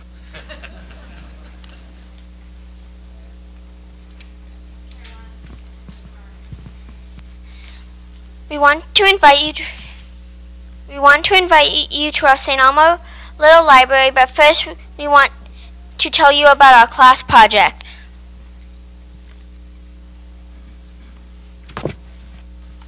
Everyone would agree that reading is super important. The 4th and 5th students of Miss Sadler's classes wanted to share their passion for reading with the students and families of St. Elmo, as well as the community, with the establishment of our St. Elmo Little Free Library. The Little Library Project was started in 2009 by a Wisconsin man named Todd Bowl, who wanted to honor his mother, a teacher and a book lover. Today, there are over 40,000 Little Free Libraries throughout the United States and in 70 countries around the world. We are proud to have St. Elmo as the site of such an awesome project.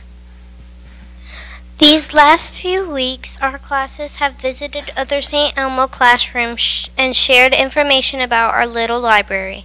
We have created flyers asking for book donations. We have collected and sorted boxes and boxes of book donations. We are constantly checking our little library to make sure it's stocked with great books for the community to enjoy. The St. Elmo Little Library is located in the front of our school at the roundabout. It is full of books for readers of all ages and interests.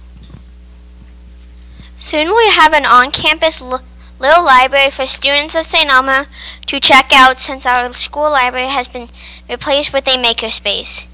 The motto of the Little Free Library Project is take a book, return a book, and we hope you enjoy a book.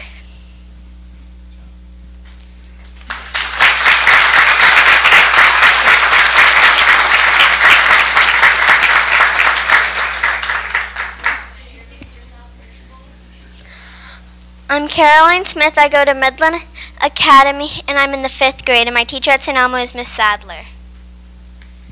I'm Brindley Nicholson. I go to Midland Academy, and my teacher is Miss Sadler.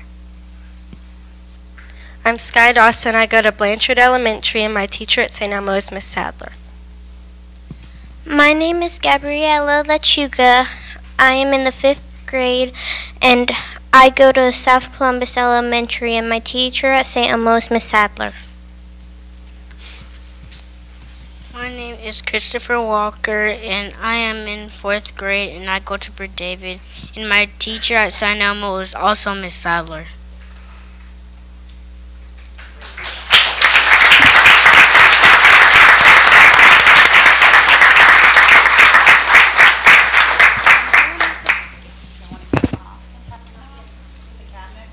Well, thank you, students at St. Elmo and all of the schools that you're representing. You did a fine job, and we really appreciate the rocks, and we'll remember to hide them around town. All the family and supporters of these students, if you would please stand so we could recognize you. Thank you so much.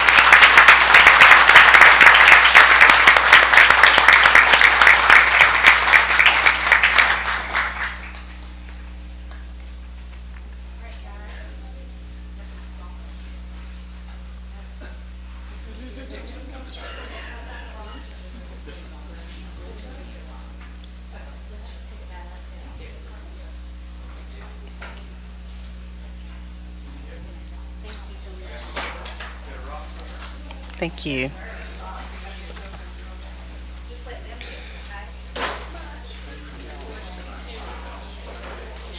There we go. Thank you. Thank you, guys. Bye. Good job.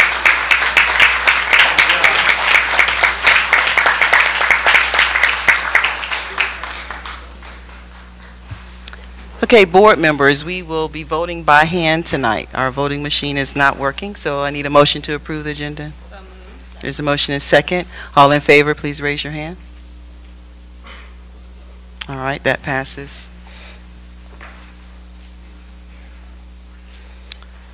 And we'd like to take this time to recognize all of our visitors.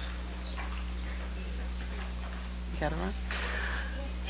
All of our principals and assistant principals and leadership teams from the school, if you would please wave so we can see you. Thank you so much for attending.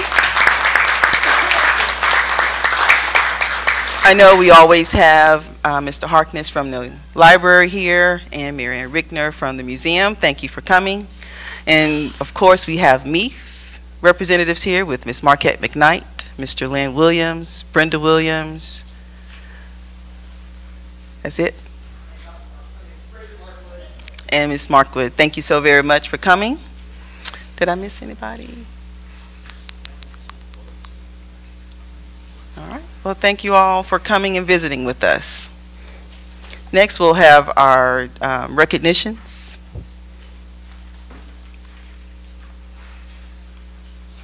Mr. Jeff Battles. What was that? Good evening. We are here this evening to recognize Aiden Campbell. Aiden Campbell from Clubview Elementary was selected as a 2017 Atlanta Falcons Play 60 MVP. 11 students from around the state of Georgia were selected as Play 60 MVPs based upon their conscious effort and commitment to eating healthy, staying active, and demonstrating sportsmanship at their school.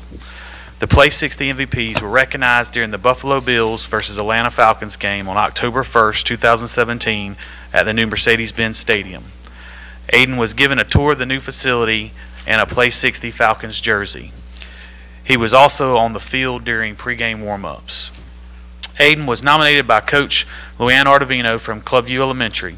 Clubview was chosen as a platinum school last year, and their top 15 fitness gram performers attended a camp at the Atlanta Falcons practice facility in May.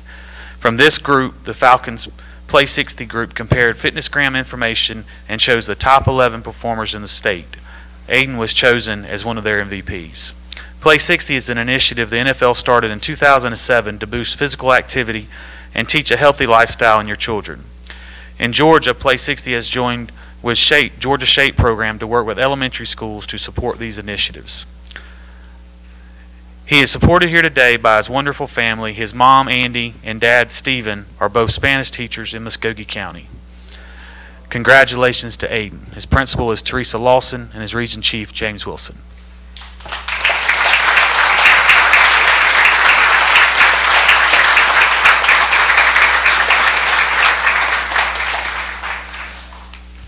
Will the family, friends, and supporters please stand so we can recognize you as well? All right. Thank you. Congratulations.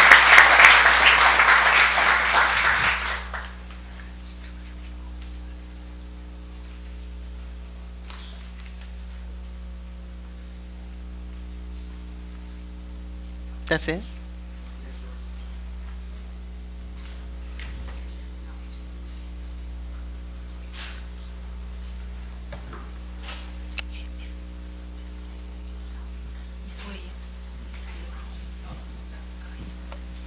Hey, Becky. It is my personal honor and privilege to recognize somebody who has been working in this community through her work with the PTA for over 30 years. Becky has served our district, the PTA district, like I said, for decades. Some of her accomplishments have been that she has received the Georgia PTA Life Member Award, Volunteer of the Year Award, Bright Ideas Award, and many, many others. Under her leadership, Blanchard Elementary School received the Healthy Lifestyles Award, Reese Road Elementary, the Take Your Family to School Award, Spencer High, the Healthy Habits Grant, Muskogee County Council Healthy Habits Grant, Georgetown Elementary National PTA School of Excellence, and the Fort Middle School 2016 Phoebe Apperson Hurst Award. I came to my attention that Becky was getting ready to step away from her daily routine with the PTA and the students in Muskogee County. She has earned that because she has been a yeoman, a stalwart for our students. And I wanted to recognize her work, applaud her for her commitment, thank her for her friendship, and on behalf of our students, say we appreciate you.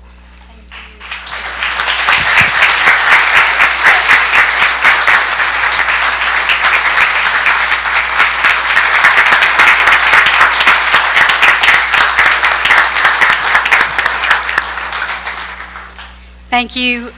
They said I could say a few things, so I just want to say how very honored I am to receive this recognition from the school district. I respect each and every one of you and the work that you do. All of you are to be applauded. I can't say enough about Dr. Lewis. You have been there whenever we've asked, and we appreciate you so much. Our motto in PTA is every child, one voice. And one of our missions is to be that advocate for that child. When there's not always a parent there, we know sometimes that other people have to be there to advocate on behalf of that child. And that's what our mission is. We also have a mission to educate other parents so that they can take over for us and so that we can step back, share our knowledge, and let them, encourage them, and move them forward in the organization. And that's what we've done, and we're so proud of that. I'm so privileged to have my husband here, Charles, of 33 years, our daughter Samantha, our new district director, Ms. Sheena Clark, our district secretary, Ms. Pam Johnson, and some of our council representatives here as well. So thank you very much. We appreciate you, and please continue to be a part of the PTA. I encourage all of you, if you're not, please come see us. We'll be glad to sell you a membership. Thank you. And if I may also, Charles has served the PTA as well. He's been district director. He has served on national committees. This has been not only a family effort, but this has been something that they have lived and breathed every day. So Charles, thank you as well. Thank you.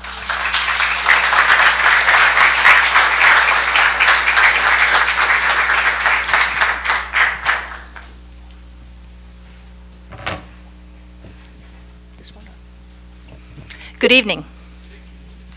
I'm Kathy Tesson, the Chief Human Resources Officer for the school district, and I'm proud to announce this month's Above and Beyond the Call of Duty award winner, Ms. Karen Adams, the lead custodian at South Columbus Elementary School.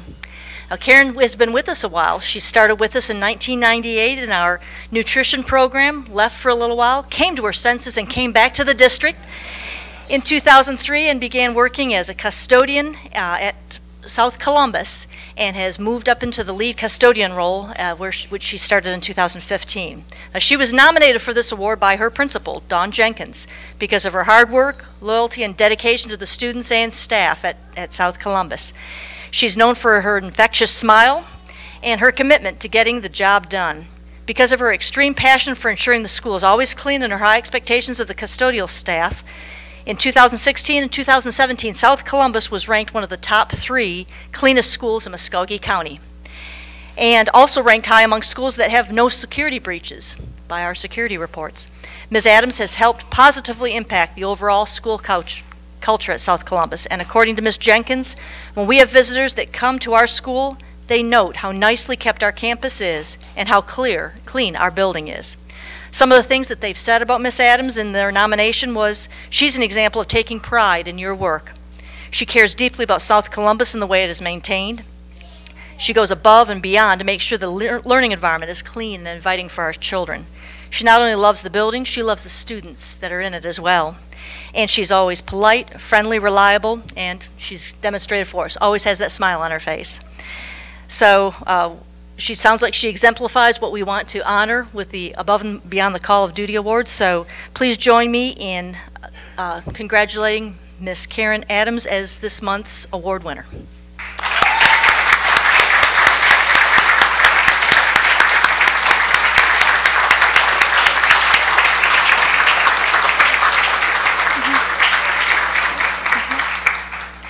Now, I'll come over here with us in a minute, but we have a plaque for Karen. We also have a gift bag, and in it includes gift certificates from Burger King and My Favorite Muffin.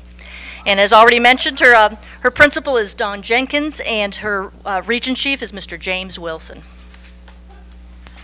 Congratulations.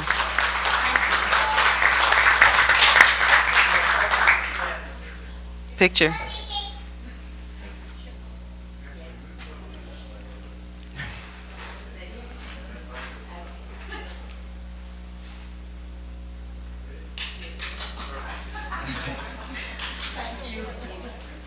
Will friends and family please stand up and support? We have one for sure. Thank you all. That's all? All right, and next we will hear from Georgia Power.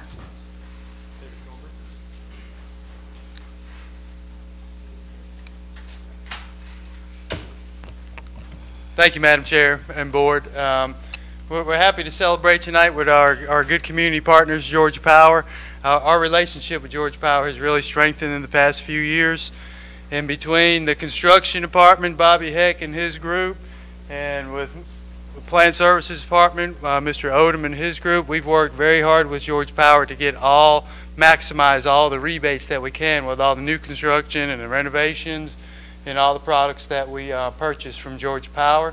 So today I'm happy to have Georgia Power representative come up and give us a nice big check. So I'll turn it over to Georgia Power. Good evening. Thank you for the opportunity to be here. I'm Chris Gray, sales manager with Georgia Power in this region. And at Georgia Power, high reliability, low prices, and high customer satisfaction are cornerstones of our commitment to our customers. Georgia Power's commercial rebate program makes incorporating energy-efficient improvements into businesses easy and affordable, and helps us keep everyone's energy rates affordable. Our rebate programs provide financial incentives when certain electric equipment is upgraded to a more efficient option. I'm proud to inform you that the Muskogee County School District is one of the largest participants in our commercial energy efficiency program in the region. Through working with the construction and plant services departments, over 20 schools in the district have participated in the Georgia Power program, resulting in rebates totaling over $124,000